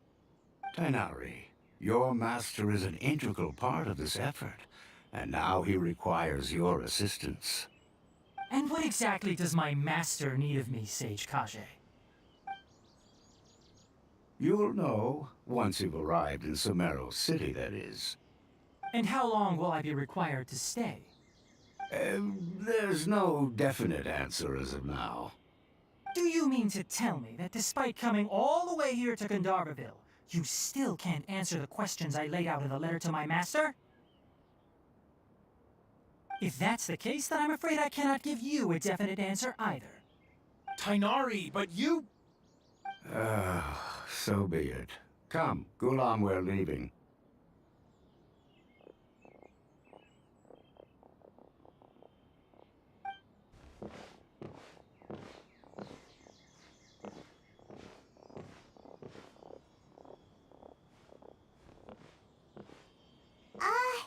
Tainari, what was that all about? It's nothing. Some people from the academia wanted me to go to Sumeru City to assist them with a project, but I had to refuse on account of all my responsibilities here. But all that can wait. How did things go with Hypatia? It was quite the eventful trip, but the main thing is that she's safe and sound. She answered a bunch of questions for us, too. Very good. Now that the traveler has made a full recovery, there shouldn't be any reason for you to tarry here longer. I assume you will be heading to Sumeru City, correct? That's right. We want to meet Lesser Lord Kusanali and ask her for advice. Do you have any idea on how we can find her? Sorry, I'm afraid I don't have any advice for you there. Well, do you at least know anyone we can try asking in Sumeru City? Let me think. My trips to Sumeru City have been fairly short, and most of my acquaintances are researchers. How about this? I'll write you a letter of introduction that you can give to a researcher I know. He's from the Immorta Darshan and is adept at gathering information. Asking him might prove worthwhile. Also, when you enter Sumeru City, you'll probably end up receiving something like this item here. I'm not sure if it will ever come in handy for you, but maybe you can give it a try. Oh? What is it? It's called an Akasha Terminal. It's a tool produced by the Academia that utilizes the legacy of Greater Lord Rukkhadevata. Some say that this very item is the basis of Sumeru's reputation as the City of Wisdom. Needless to say, this device and its usage fall under the Academia's expertise, so I'll leave it to them to show you how to use it. Great! Next up, Sumeru City! But wait, before that... Yes, we need to say goodbye to Koi. That's right! Tainari, we have something important to say to Kale before we leave. Is she doing better now? Yes, she's doing much better. After being confined to her bed all this time, I thought a little walk would do her some good. Last I saw her, she was taking the path towards the North Crossing. She knew you two would be leaving soon, so she must have wanted to see you off. Thanks, Tainari. All right, let's go!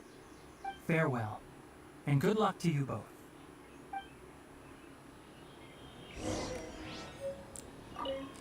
Kale is waiting at the northmost crossing of Gandharvaville.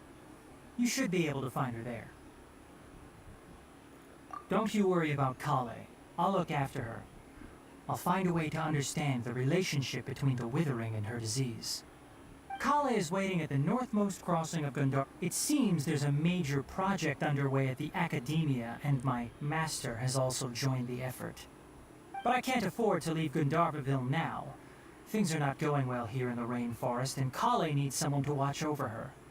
Besides, I was never one for all the pomp and circumstance of life at the Academia.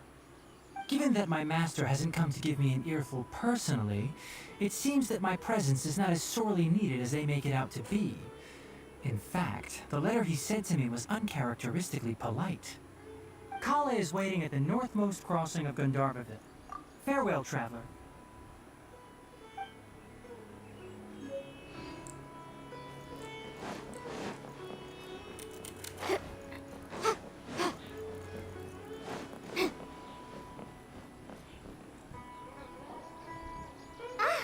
I've been waiting for you two.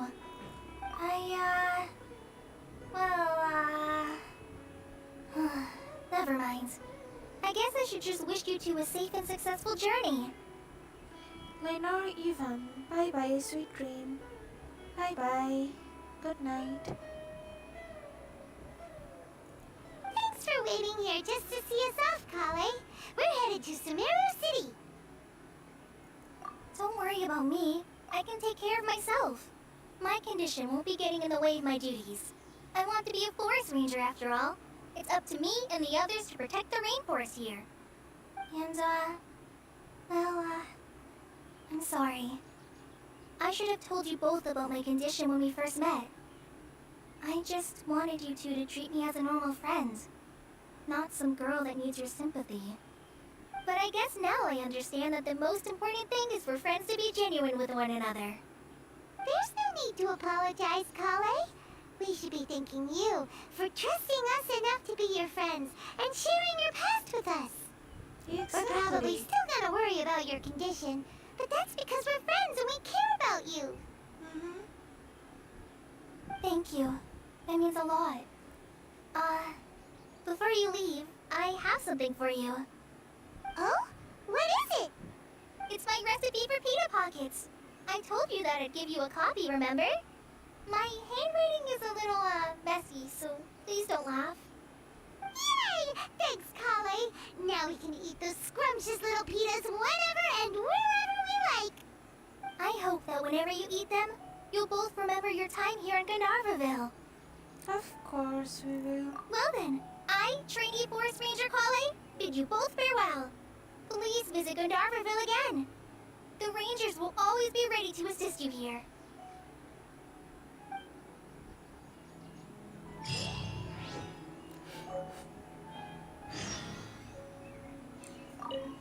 I hope you have a safe trip to Sumeru City and get to meet the Dendro Archon there. I'm much better now. I'll be back on patrol again starting tomorrow. Even though I'm not quite ready to help Master clear the Withering Zones yet, there is still plenty of other tasks for me to handle. Oh, and Traveler, if you ever see Amber again during your travels, please don't mention my illness to her, okay? Amber knows about my case of Elazar and what's happened in my past, but I haven't told her about my condition getting worse. I guess I just don't want her to worry about me. If the need arises, I'll tell her about it myself. Alright, we understand, Kale. I hope you have a safe trip to Sumeru City and get to meet the Dendro Archon there. Kinda hard to believe that Master Tainari can cook, isn't it? His culinary techniques are very polished, but his taste is a little, unusual. It's not really his fault, though. He just has a sensitive tongue and nose, so he prefers much lighter flavors. The last time I went a little too heavy on the spices for my pita pockets, Master started having a sneezing fit. Of course, I never heard the end of it after that. I hope you have a safe trip to Sumeru City and get to meet the See you later! Be sure to come back often. Even though Master didn't admit it, I'm sure he wants to see you again.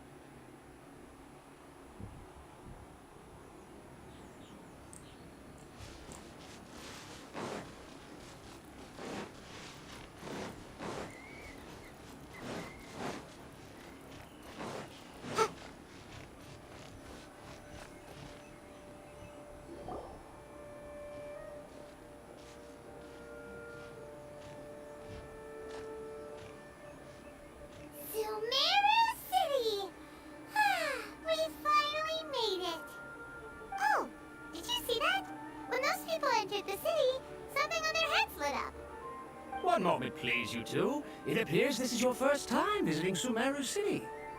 Oh, yeah, that's right. But how did you know that? Because there's currently no information on either of you in the Akasha. But no need to worry, that won't prevent you from entering the city. In fact, the Academia conveniently provides each traveler to Sumeru City with a device. Perhaps you two have heard of the Akasha before. It's our beloved Greater Lord Rukkhadevata's lasting legacy, a treasure trove of collected knowledge. After centuries of tireless research on the Akasha, the Academia created one of its most ingenious inventions, the Akasha Terminal. As long as you are within Sumeru's borders, you may use an Akasha Terminal to connect directly to the Akasha and access any knowledge you need. I should mention that due to technical limitations, the operation of Akasha Terminals will be much smoother and more effective in large cities such as Sumeru City and Port Ormos. Oh, so this is the thing that Tainari was telling us about. It sounds pretty amazing. You two are quite fortunate. Until recently, it was standard practice to only issue Akasha Terminals to outlanders who spent an extended amount of time in Sumeru. However, this policy was recently changed, and now all travelers are issued one upon arrival. Here are your Akasha Terminals. Please handle them with care. It kinda looks like a leaf. To activate it, simply hold it in your hand and say the following phrase to yourself. May the mighty God bless us with their voice of wisdom. Oh, since this little doodad lets you access knowledge, maybe we can use it to find a way to meet Lesser Lord Kusanagi. Let's give it a try. May the mighty God bless us with their voice of wisdom.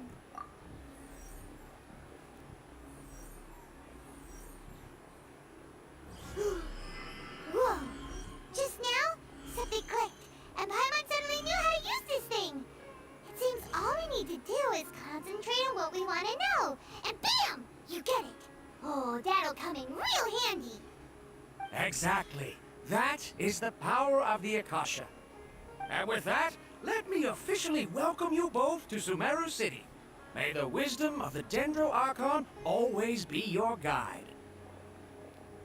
Okay, now that we're in, we can check the Akasha about Lesser Lord Kusanagi.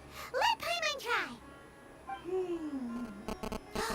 500 years ago, the sages found a newly born deity from within some scorched ruins.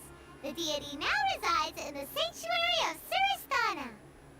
Seems pretty similar to what Kale was telling us. Okay, next, let's concentrate on asking how to meet her. Huh?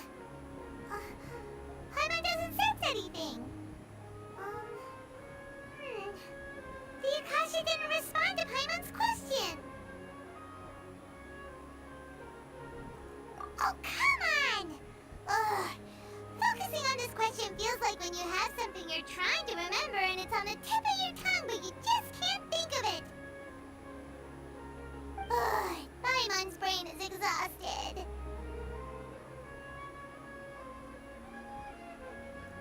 Oh, smart idea!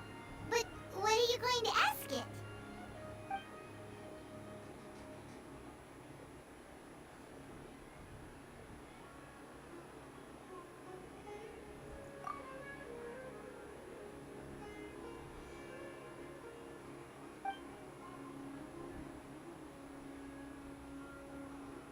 Huh. Could it be because we're Outlanders and we've only just arrived in Sumeru? You know, maybe we're not qualified to receive an answer to this sort of question or something.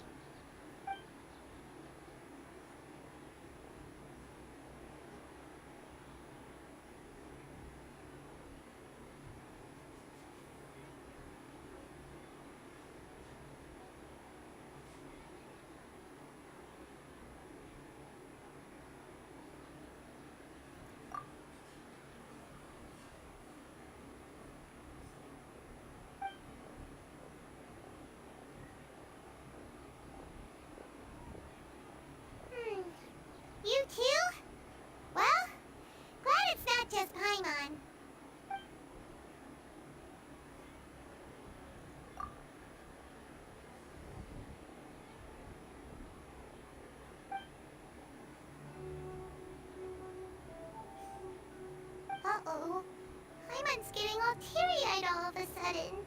It feels like the people of Sumeru really miss their Archon. Well, seems no matter which way we try, we can't find anything that'll lead us to Lesser Lord Kusanali. Guess our only choice now is to try meeting with the researcher that Tainari recommended. He's from Sumeru and even has a position in the Academia. Maybe he'll be able to access more info from the Akasha. Let's see. Tainari wrote an address on the letter's envelope. Oh, it's not far from the city's gate. Let's head over and have a look. Hopefully he's at home. Visit Rohawi. Watch out. How can my older brother say something like that about me? Hello, are you Rohawi? Yes, that's me. Can I help you? Great! You see, Tainari sent us here and... What? Tainari? Please, there's no need to say anything, really. Sure, I admit that the article I published last month wasn't my best work, and maybe the data didn't produce the most convincing results, but... Here! This is a letter from Tainari! Oh, let me see... Oh! Ooh, what a relief. You two nearly scared the life out of me. So, you two just have some questions for me? Seems even Tainari acknowledges my innate ability for procuring information. So, what is it you two would like to know? We want to meet with Lesser Lord Kusanali. Do you know a way we can do that? You mean you want to meet the Dendro Archon herself? This isn't exactly my area of expertise, but let me see what I can find in the Akasha.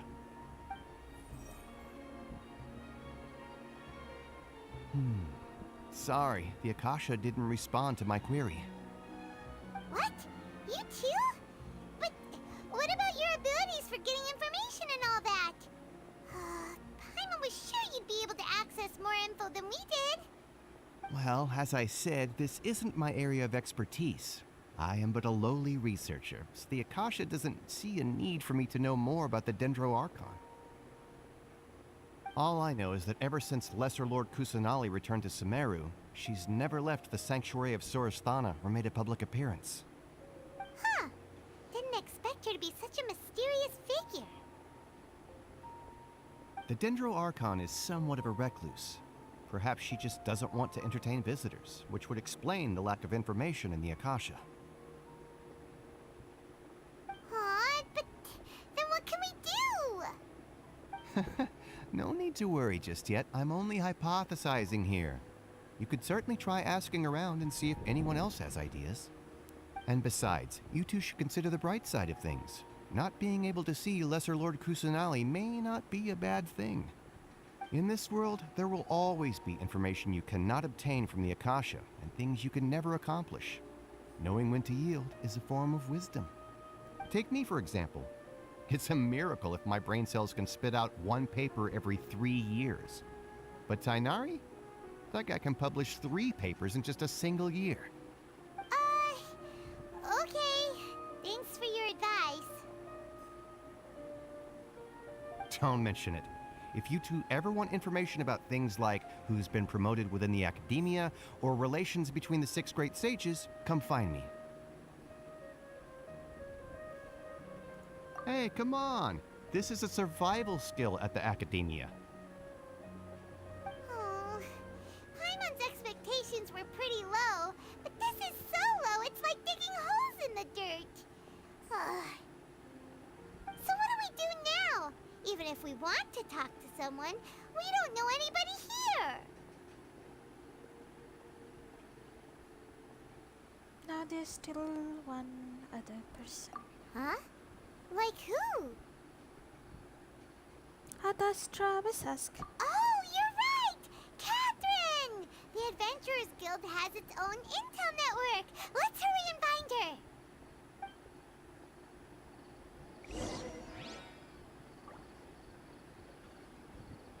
This. Don't forget that. Yes, we must document everything. And at all the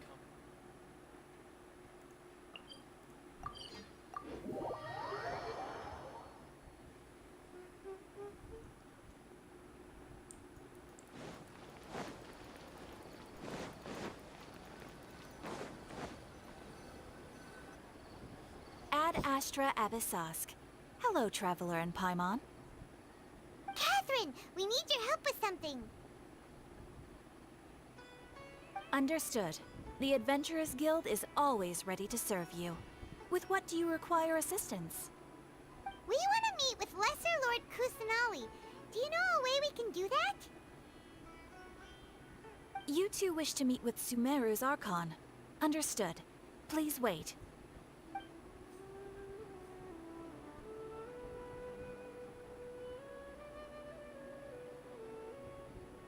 I apologize, but I am unable to call up any relevant information in the Akasha.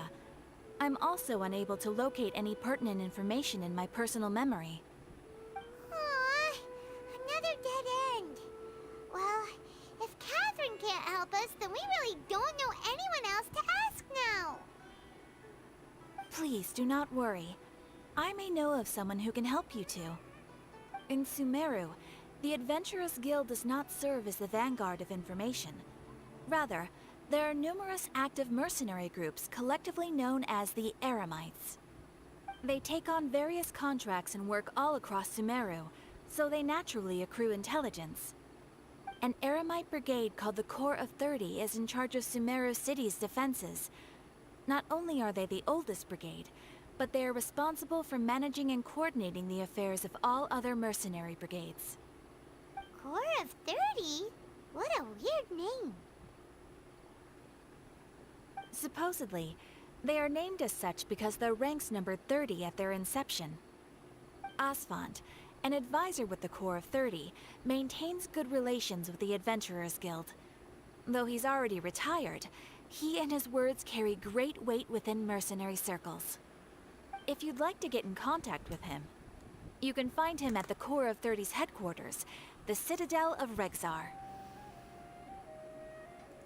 You're welcome. I wish you two the best of luck. We look forward to your exploits in Sumeru. Okay. Alright, off to the Citadel of Rexar we go! Sign gaming quest बहुत लंबा है यार conquest game screen stuck और freeze what oh no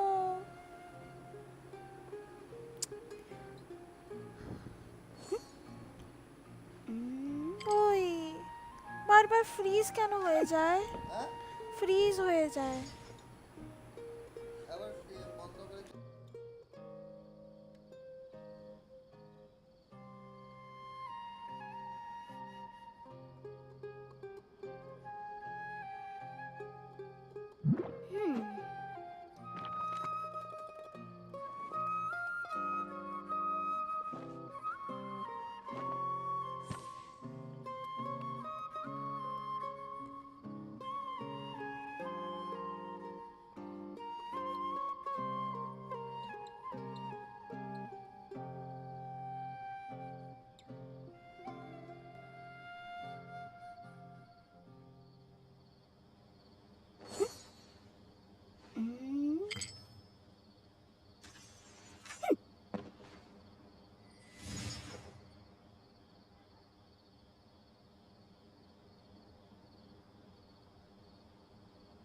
তাহলে stream বন্ধ হলো না stream বন্ধ হলো না স্ট্রিম বন্ধ হলো না তো thank you The case before us, Ad Astra Abyssosk.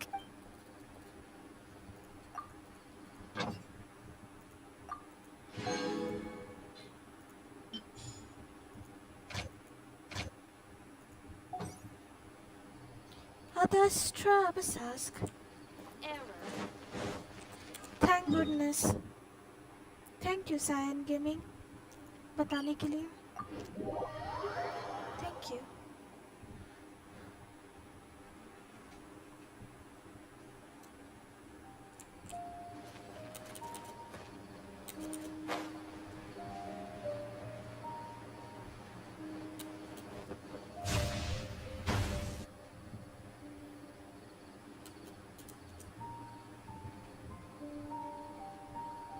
Welcome. The Adventurers Guild told me to expect you two. Okay. It's nice to meet you, Asfand. We'd like to ask you about something.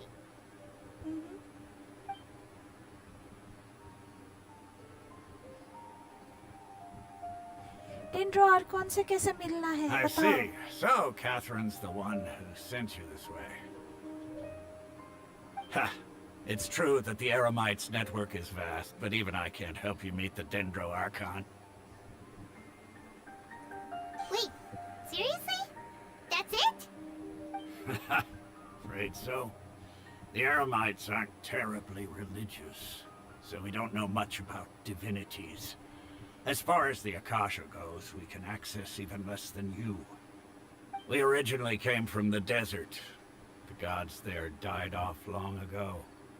Since those days, we've used our own two hands to carve out a living. We don't beg gods for their aid. It isn't just us, though. If you ask me, I think most in Sumeru aren't interested in Lesser Lord Kusanali. Oh? Why's that? Just take the Academia, for example. They're the ones who truly rule Sumeru. Although they believe in gods, most of them only care for the late Greater Lord Rugadavada. In their eyes, she was the one who founded Sumeru and gifted us with the Akasha. Lesser Lord Kusanali just happened to inherit her legacy. Because of the Academia's influence, most citizens are more familiar with Greater Lord Rugadavada and hold her in greater esteem. Not to mention that Lesser Lord Kusanali never makes an appearance, and the Academia never announces anything about her. As far as the people of Sumeru are concerned, she's just a god that exists. And that's all. Really? Aw. After hearing all of that, Paimon sort of feels bad for Lesser Lord Kusanali. Ha! But who knows? We're all just guessing when it comes down to it. Besides, I'm sure the God of Wisdom doesn't worry about her reputation among people like us. Alright, well, thanks for the info, Osfond. No problem. Always happy to help out the Adventurers Guild.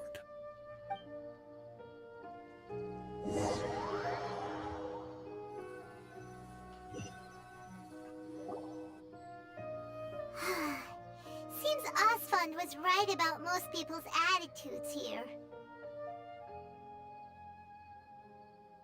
Not only are they not interested in the Dendro Archon, they even say stuff like, if the Akasha doesn't think I should know, then I don't need to know about it.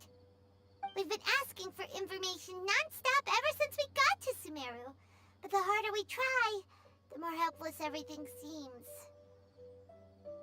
Isn't there at least one person in this entire city who cares about Lesser Lord Kusanali? Oh, you two are interested in Lesser Lord Kusanali? Huh? Who are you? From the sound of it, you two are Outlanders who recently arrived here. You've been asking around for information on Lesser Lord Kusanali, right? Oh, I'm sorry. I forgot to introduce myself. I'm Dunyarzad, one of Lesser Lord Kusanali's faithful followers. Whoa, really? Then do you know how we can meet with her? I'm afraid I can't help you with that. But your conversation earlier did happen to remind me of a legend about the Dendro Archon. Sure. It goes like this. Long, long ago, there was a man who heard a prophecy. It predicted that a great calamity was about to befall him. Panicked by what he heard, the man sought out the Dendro Archon in hopes that she would bless him with the wisdom to help him escape his predicament. The man journeyed across deserts and through rainforests and experienced tribulations of every kind. However, he still couldn't find any trace of the Dendro Archon. In despair, he thought, alas, the Archon has abandoned me. He then had no choice but to sorrowfully resign to his fate. Okay, and then what happened? And then, the calamity came. But to his own surprise, the man felt somehow emboldened by the trials of his journey. By relying on his own strength, he managed to overcome the adversity. At that moment, a bird perched upon his shoulder. This bird was, in fact, an avatar of the Dendro Archon. She said, "O Archon Seeker, Do you now understand? She and her wisdom have long been found by you. Along your journey, we were in every flower and blade of grass, every ray of sparkling sun, and every breath of dancing wind. So long as you continue to think and ponder, we'll be wherever you go. Yeah, thanks for the story! Paimon feels all warm and fuzzy inside after that. In a way, it seems like this story is also one of the Dendro Archon's avatars. Dunyarzad, since you worship Lesser Lord Kusanali, can you tell us anything else about her? Of course. So did you two know that, I'm terribly sorry, but it seems something's come up now. Let's chat another day.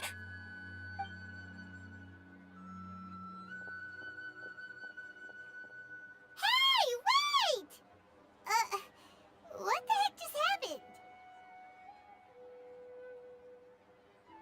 It looks like they're searching for someone. Dunyarzad was acting super nervous just now. You think they're looking for her? Ugh, this stinks! We finally managed to find a lead about Lesser Lord Kusanali! We can't let them get in the way now. Let's see if we can get rid of them. Then we can catch up with Dunyarzad.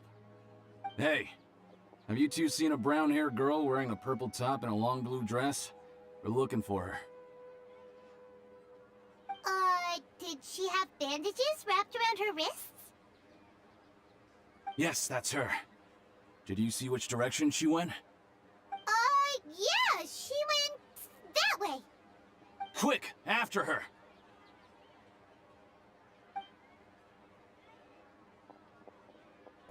पाइमन उल्टा भेज दे उसको nice That should keep him busy for a while. Let's hurry and find Dunyarzad.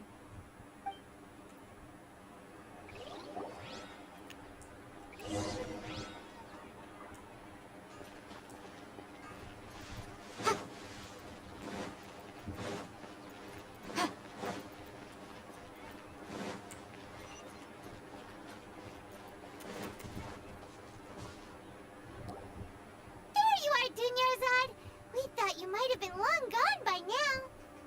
Oh, it's you two. Oh, you startled me there. You can relax now. We threw those people looking for you off the trail. Really? Thank you so much. Unfortunately, I believe there's still more of them out there looking for me. Uh-oh, looks like there are some coming this way. Huh? More of them? Then what are we standing here for? Run! No, wait, my body isn't in the best shape. It's difficult for me to run. Okay, sounds good. There's a tavern on the other side of the port we can go to. They probably wouldn't expect me to hide in a place like that. All right, let's move out.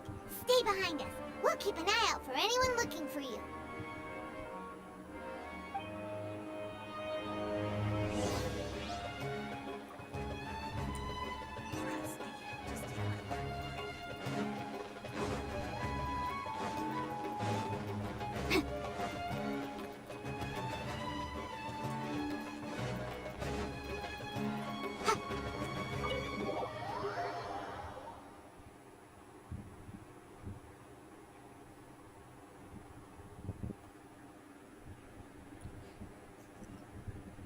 I'm so sorry.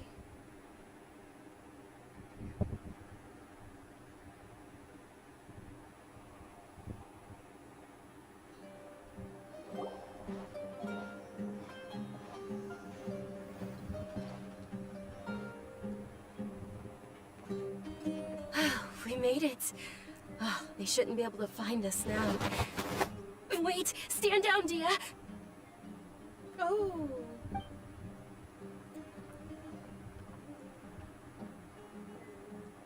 My lady, who are these two?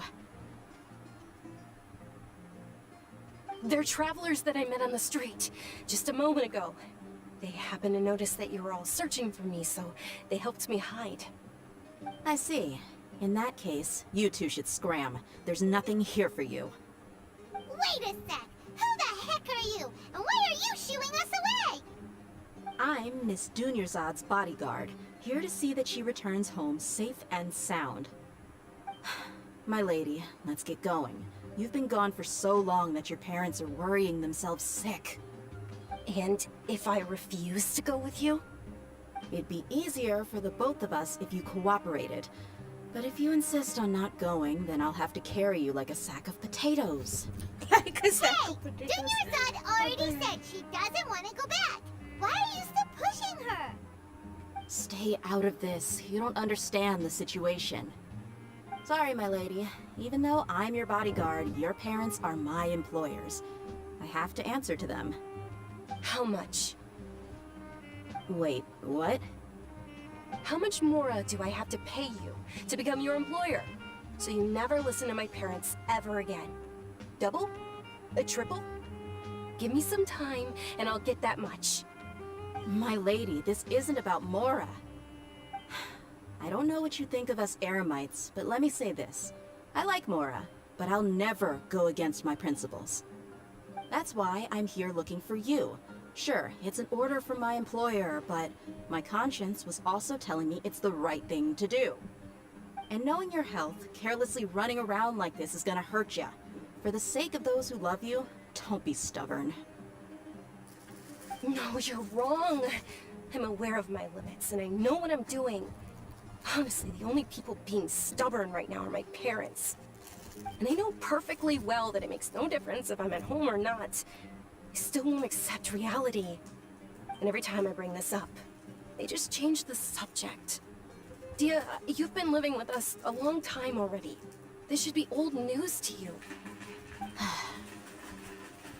Dia, I know it hasn't been easy for Mother and Father, and I'm grateful for everything they've done for me.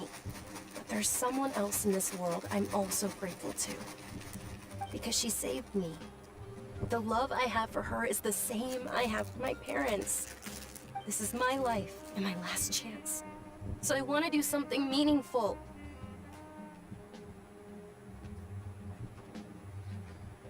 My lady, are you sure what you're doing now is meaningful? Yes, I'm sure. At least, it is to me. Fine, I won't ask you to return home anymore. But let me make something very clear. I'm only doing this because I respect your determination, not because I agree with you. Thank you, Dia. Sorry for being so rude just now. My nerves were acting up. And I even brought up your payment in such an offensive way. Don't worry about it, my lady. I did say that I like Mora. Besides, that's our next topic of conversation. Today's little excursion caused such a ruckus that every single bodyguard at the estate was deployed. It wouldn't be easy to hide things from your old man. Since this definitely won't be your last escapade, here's a little tip. You should at least make it look like your room and things are still in order when you leave. Also, you'll need someone to cover you for when you're out and about. So, I'll let you hire me, my lady. This way, everyone wins. As for the pay, let's say half of what your father pays me. We can settle the bill when we return to the estate. Okay, deal. Yay! Looks like they've reached an understanding. Yay!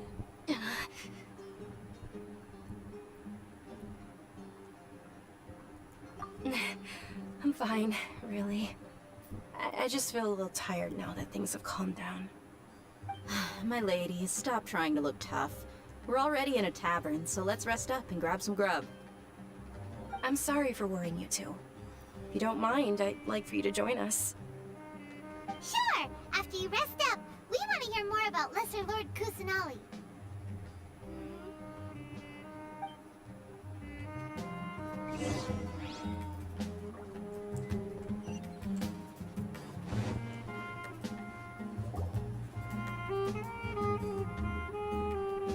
Ha! Well, if it isn't Dia, haven't seen you in nearly half a year. Word on the street is that you're a bodyguard for the Homayani family now. Ha! Don't you find that kind of work boring?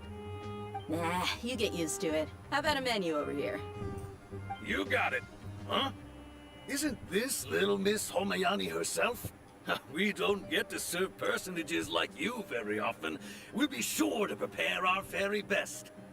Thank you, sir, but there's no need.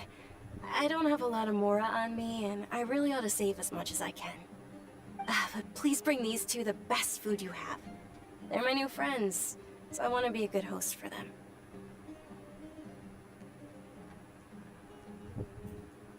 Wait, we're paying for ourselves now? Aw, Paimon kinda wanted to try something fancy, but we aren't exactly loaded. Guess Paimon will settle for something ordinary. How about our charcoal-baked Agelenach cakes? They're our signature snack, and they run cheap. Look, other customers over there are eating some now. They look kind of burnt and dry. Paimon will pass.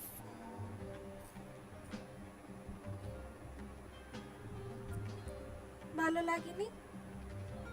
ভালো লাগেনি? সত্যি? সত্যি?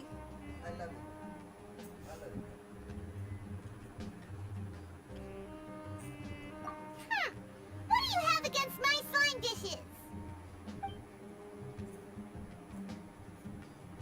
Dunyarzad, we asked a lot of people when we first arrived, and almost nobody was interested in Lesser Lord Kusanali.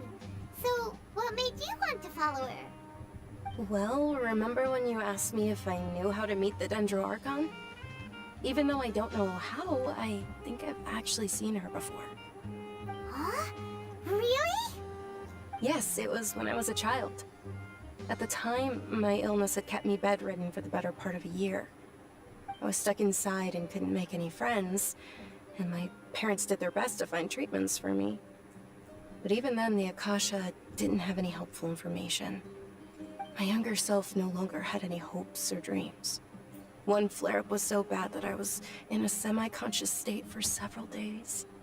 Then one night, I woke up alone in my room. I was terrified. My body was paralyzed. Even if I cried, there was no sound. At that moment, an ethereal voice spoke in my mind. Dunyarzad, don't be scared. You don't have to cry. Dunyarzad, don't be scared. You don't have to cry. Who are you? How do you know my name? How do I explain this? You might not be able to understand, but actually, I know everything about you. Really? Of course. I know that you're scared of thunder, that you hate taking medicine every morning, and that you love counting the petals on your mom's skirt. Wow, you really do know everything. Dunyarzad, is there anything you want? Want? Not really. I can't go anywhere or do anything. Huh? But aren't you a child? All children have wishes. Tell me what you want, and maybe I can make it happen. And can you make my illness go away? Oh. I'm sorry. But I'm not powerful enough to do that right now. Then, can you be my friend?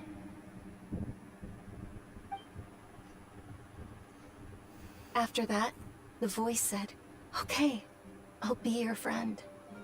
Although my body was suffering during those days, that voice encouraged me and told me many wondrous things. Beyond my window was the flourishing Sumeru city. Beyond the city was a lush rainforest. And beyond that was the wall of Samiel, deserts, and all of Tevat. Once I finally made it through that bout of illness, I couldn't hear that voice anymore. I told my mother about it, but she said that I must have been dreaming. But I know that that voice wasn't a figment of my imagination.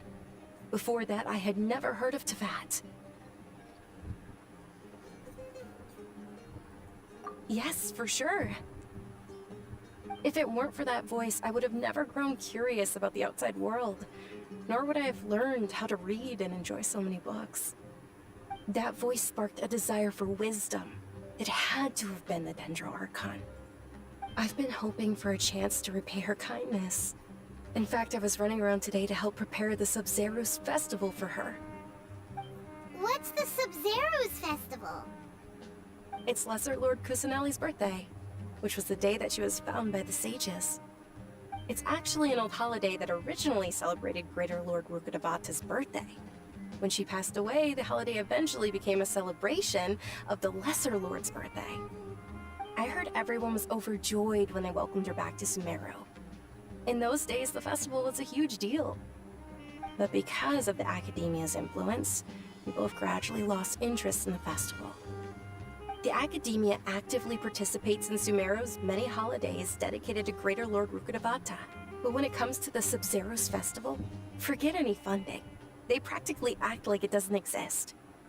Maybe they see Lesser Lord Kusanali's birth as confirmation of Greater Lord Rukkhadevata's death, so they're reluctant to celebrate it. Aw, but that's awful. It is. It's absolutely terrible.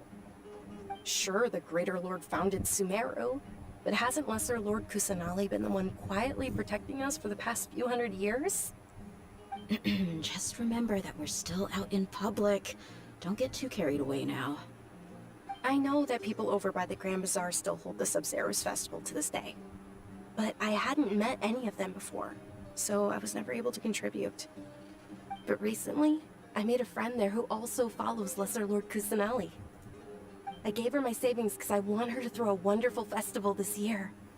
That's the least I could do for Lesser Lord Kusanali. Hold on, my lady. Does this friend happen to be Nilu, the one who sends flowers to the estate? Yes, that's her. I saw her leaving the other day with a nervous look on her face.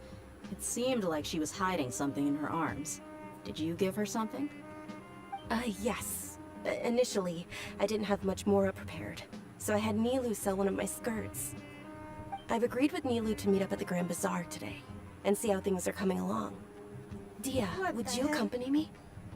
Sure. That's quite the trip, though. I'll carry you. No, that would be too much, even for you. You might as well just accept the lift. If I let you walk, who knows how long it'll take us. And if anything happens to you, then I'd really never hear the end of it from your father. But of course! Nilu will be thrilled to hear there are more people interested in Lesser Lord Kusanali.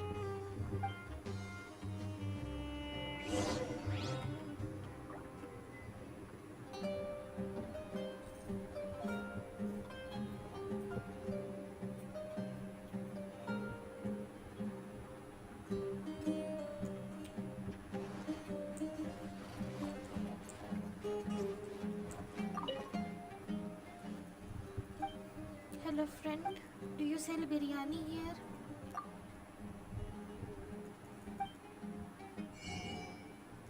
Oh, so much food. नहीं ये नहीं चाहिए. Shawarma wrap. Sure.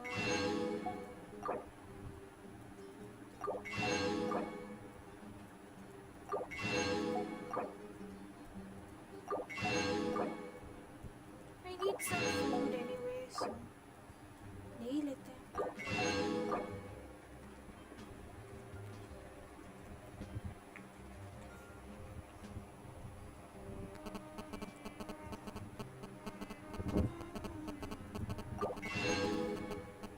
मस्त music चल रहा है.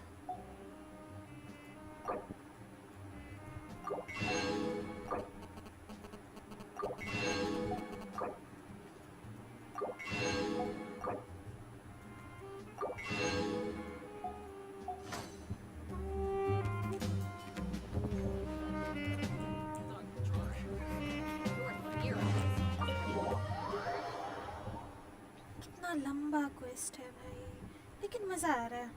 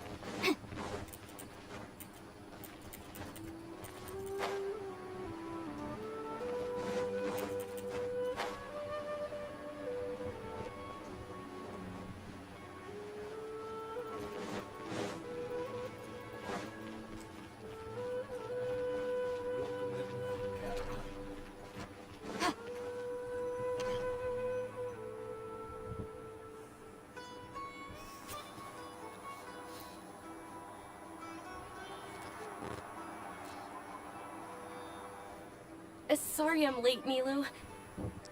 Oh, Dunyarzad. It was taking you so long that I assumed you got trapped at home. But you made it in the end. Uh-oh. But if Dia's here, that means you got caught, right? You could say that, but everything worked out. She's on our side now. Not completely. Not completely. And who are these two? Oh, meet the Traveler and Paimon, my two newest friends. They're visitors who just arrived at Sumeru City and are looking for information on Lesser Lord Kusanali. So you're followers from another land? Oh, really? Well, that's okay. You're still invited to the Sabzeruz Festival. By the way, Dunyarzad, we've already started decorating the Grand Bazaar. It looks spectacular, thanks to your generous contribution.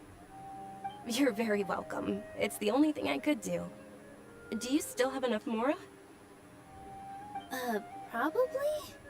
But don't sweat it. We've already finished renovating the stage. Come on, I'll show you.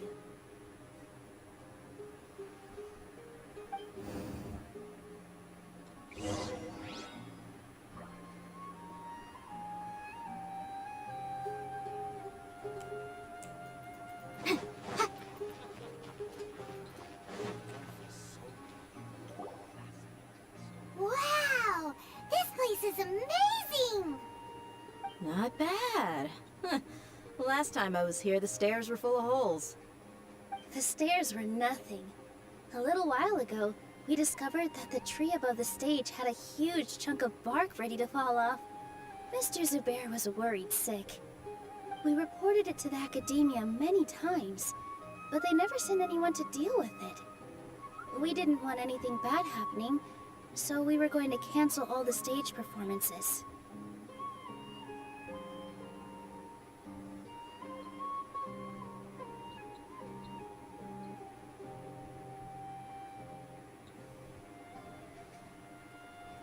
Oh, probably because it was the theater asking. The academia looks down on performers like us.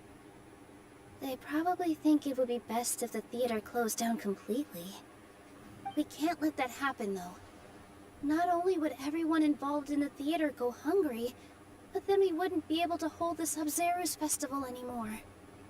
Thank the Danger Archon for Dunyarzad. But the more she gave us, we hired someone to patch up the tree, and we also gave the stage a much-needed makeover. The stage is going to be even prettier when it's festival time. I can't wait for you to see it. And I can't wait to see you on the stage.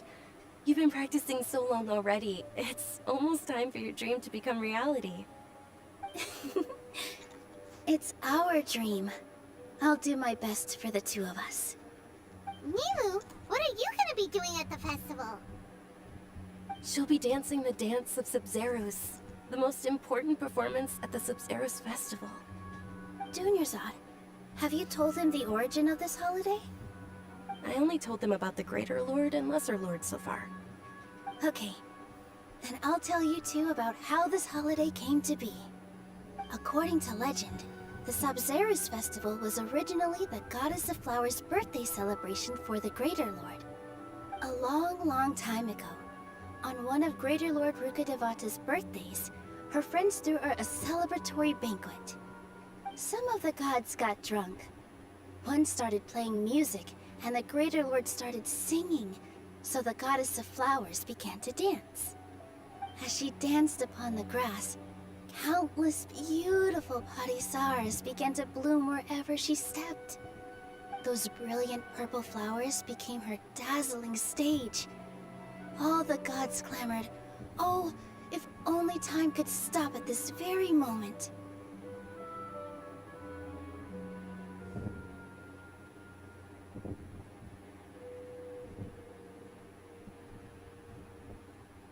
Of course they did. When people mention the gods, they always think of the Archon War. But Sumeru's gods also had happy times. Although they aren't around anymore, they're preserved in our tradition of dance. This outfit I'm wearing is apparently based on how the Goddess of Flowers looked. Though we're just tiny people compared to the Divine, we still have to do our best to make sure that the birthday girl feels loved on her special day. Nilu, you of all people will definitely be able to convey our well wishes to the Dendro Archon. I also noticed that you went the extra mile and scattered Patisaras around the stage. They symbolize the goddess of flowers, after all. It's just a shame that all the real Patisaras went extinct after her death. Yeah. The Greater Lord brought forth Patisaras in memory of the goddess of flowers, but she ultimately could never truly replicate that beautiful purple. Thinking about the goddess of flowers dance makes me wish I could have seen it. If my stage were anything like that, I'd be thrilled if I had just 2 real Patisaras on the stage. So, Traveler and Paimon, what do you think? Interested in the Sabzeruz festival? Will you two be coming? All of Lesser Lord Kusanali's followers will be there for her birthday. It'll be a good opportunity for you to learn more about her. Ooh, Paimon thinks that's a great idea! Of course Paimon wants to watch. Those two things aren't mutually exclusive, you know. So how about we all attend the Sabzeruz festival together? Junior Sounds Zod, like a plan. let me show you which stage decorations we've picked out so far. Traveler and Paimon, if that doesn't sound interesting to you, then feel free to explore the area. Everyone at the Grand Bazaar loves Lesser Lord Kusanali, and we're all looking forward to the Sabzeruz festival. In that case, we'll take a look around.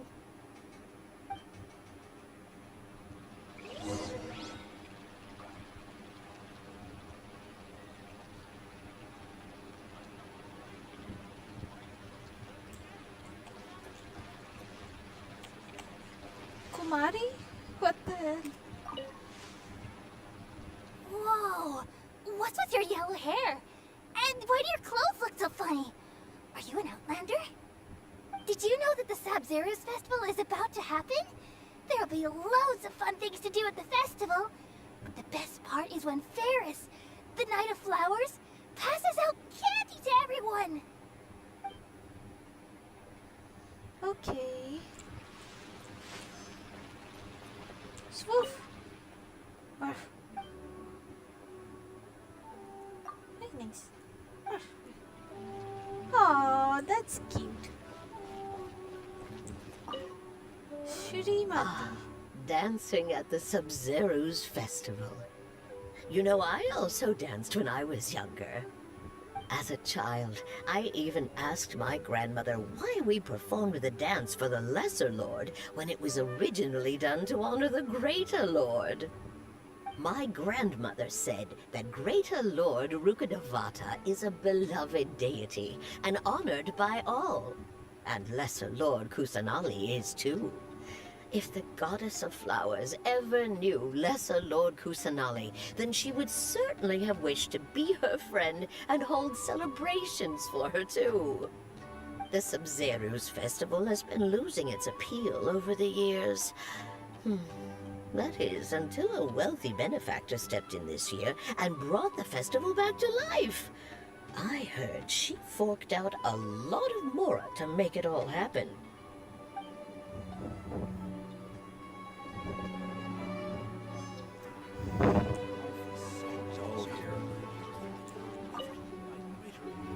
Huh. Revamping the stage for the festival couldn't have been easy, that's for sure. I bet this year's festival will be one to remember. I don't know much about the Grand Bazaar, but I do know that the residents here have a penchant for song and dance. 2 things that the academia doesn't particularly approve of. Oh, and the perfume sold around here is a lot better than what you'll find elsewhere. The fragrances are longer lasting and they're gentler on your skin and... I mean, that's what I've heard at least.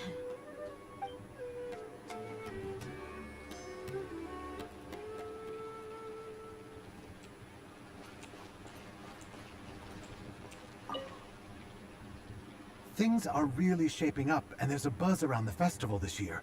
We're expecting people from all over to come by this year and buy things during the festivities. don't be fooled into thinking that Sumeru City has the best of everything. Some festival snacks are only offered here in the Grand Bazaar. And when it comes to musicians, dancers, or singers, the Grand Bazaar's got the best of the best. Sure, those folks at the Academia might not like it, but what's a festival without song and dance? True.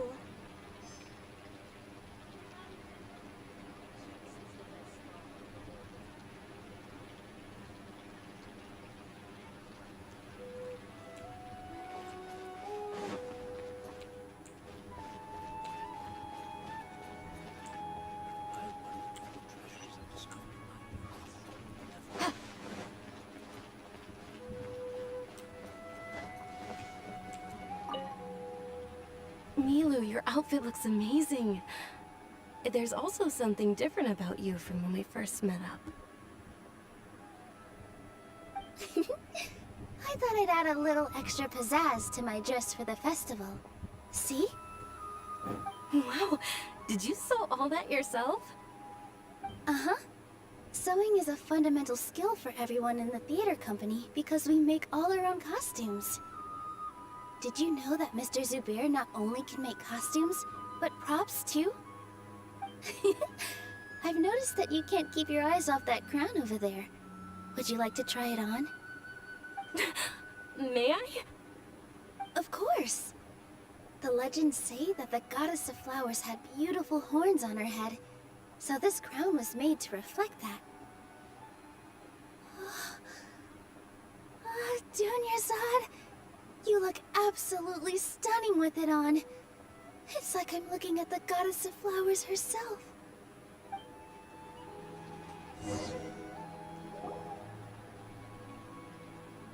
Hey! Is that who Paimon thinks it is? It looks like Catherine.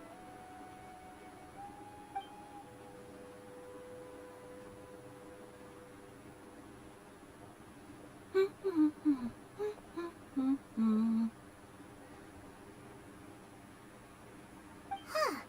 Come to think of it, Paimon's only ever seen her behind the counter at the Adventurers Guild. This is the first time we've ever seen her taking a break. Hey, Catherine! Huh? Oh, hey! It's the Traveler and Paimon! Oh, what's shaken? Whoa! Break time Catherine sure sounds a lot less formal than usual. Paimon was still waiting for her to say Ad Astra Abyssosk. Sure. Standing behind the counter at the Adventurers Guild doesn't require any complicated functions. But saying and doing the same old things over and over again can get pretty monotonous. Like watching the same Fontaine movie day after day. But take you two, for example. You travel across Tevat to enrich your lives and gain new experiences. Well, we enjoy traveling across Tevat and all that, but we're mainly looking for clues about her brother. Yes, you should keep searching. Sometimes the answers we're looking for aren't necessarily at our intended destination. Instead, they're found along the way. Huh. Haven't we heard someone say something pretty similar recently? Anyways, what brings you out here, Catherine?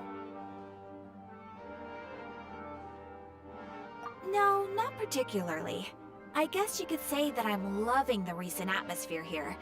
If festivals bring happiness to everyone, then that's where their true value lies. Oh, it looks like it's about time for me to be heading back now. Alright, we'll see you next time at the Adventurers Guild. Oh, by the way, thanks for connecting us with the Eremites.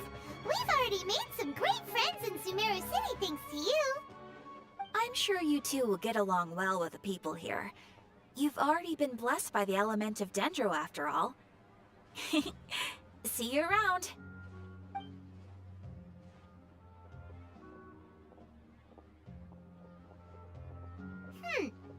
There's something really different about Catherine today. Hey, Traveler. Paimon.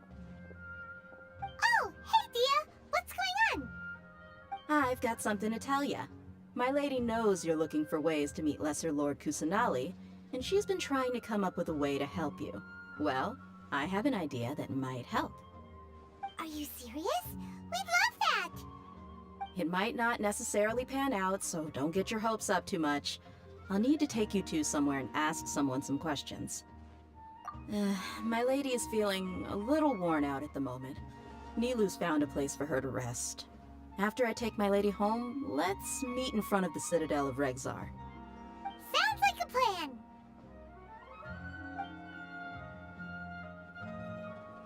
Let's head over to the Citadel of Regzar and wait for Dia!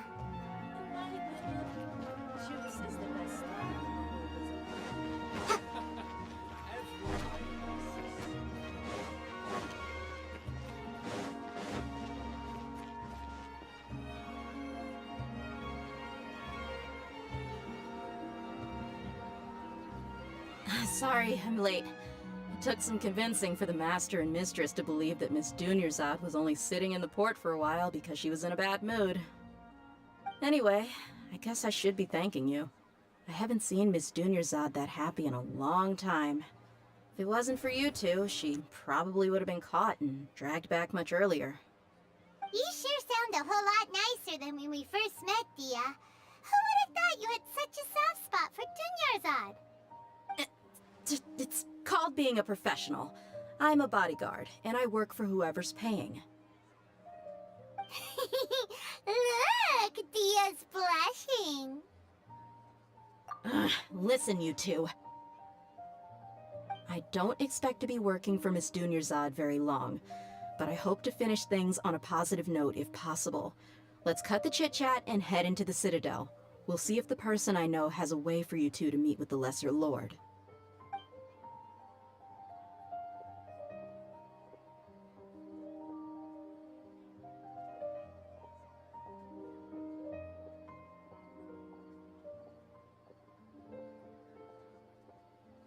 Oh, hey, Chief. Ah, Dia! What are you doing here? And well, didn't expect to see you three together. I take it you all know each other already? Mm-hmm. We met this morning after the Adventurers Guild pointed us to Osfon for more info. No kidding. Huh. So, where's Ruksha? I thought I'd help these two out by asking about the theft. Anything you can tell him? Rukshaw's gone over to the Academia. The Grand Sage recently ordered Sumeru City to begin bolstering its defenses, so people from all over have been called back to the city. Since you've already mentioned the theft, I suppose I might as well tell them what we know. Appreciate it, Chief. Theft? Sorry, what the heck are you guys talking about? Just recently, the Academia lost something, and there's a chance the item is connected with the Dendro Archon. This case might just somehow help you in meeting her. I suppose that's one way to look at it. But if you ask me, the case is more about the Academia than anything else. Let me fill you in.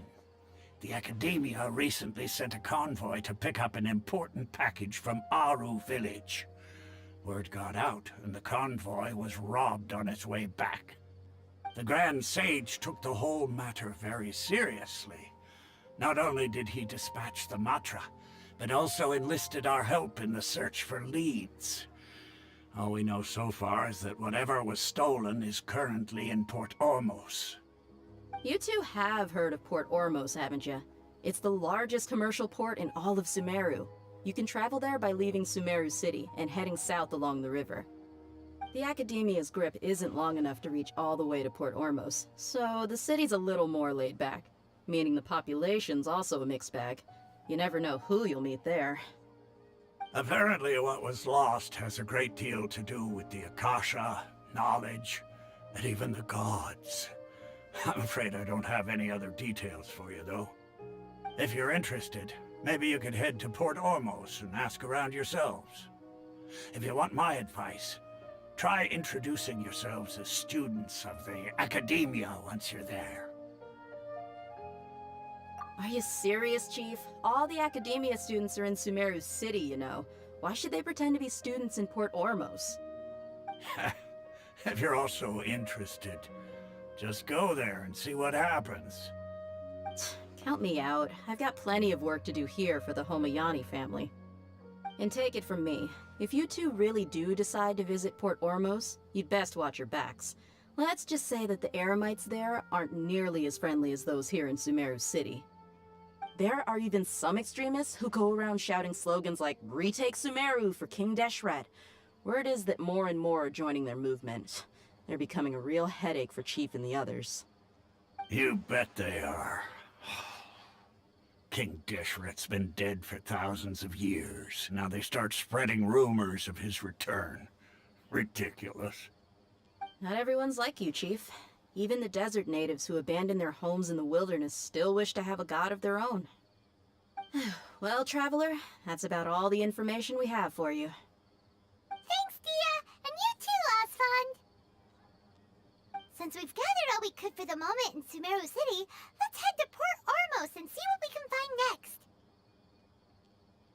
Miss Dunyarzad is looking forward to seeing you both at the Sub-Zerus Festival, so be sure to get yourselves back here in time for that.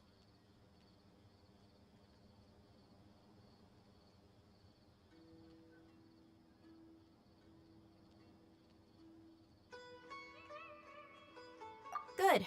Then we'll see you both at the Sub-Zerus Festival.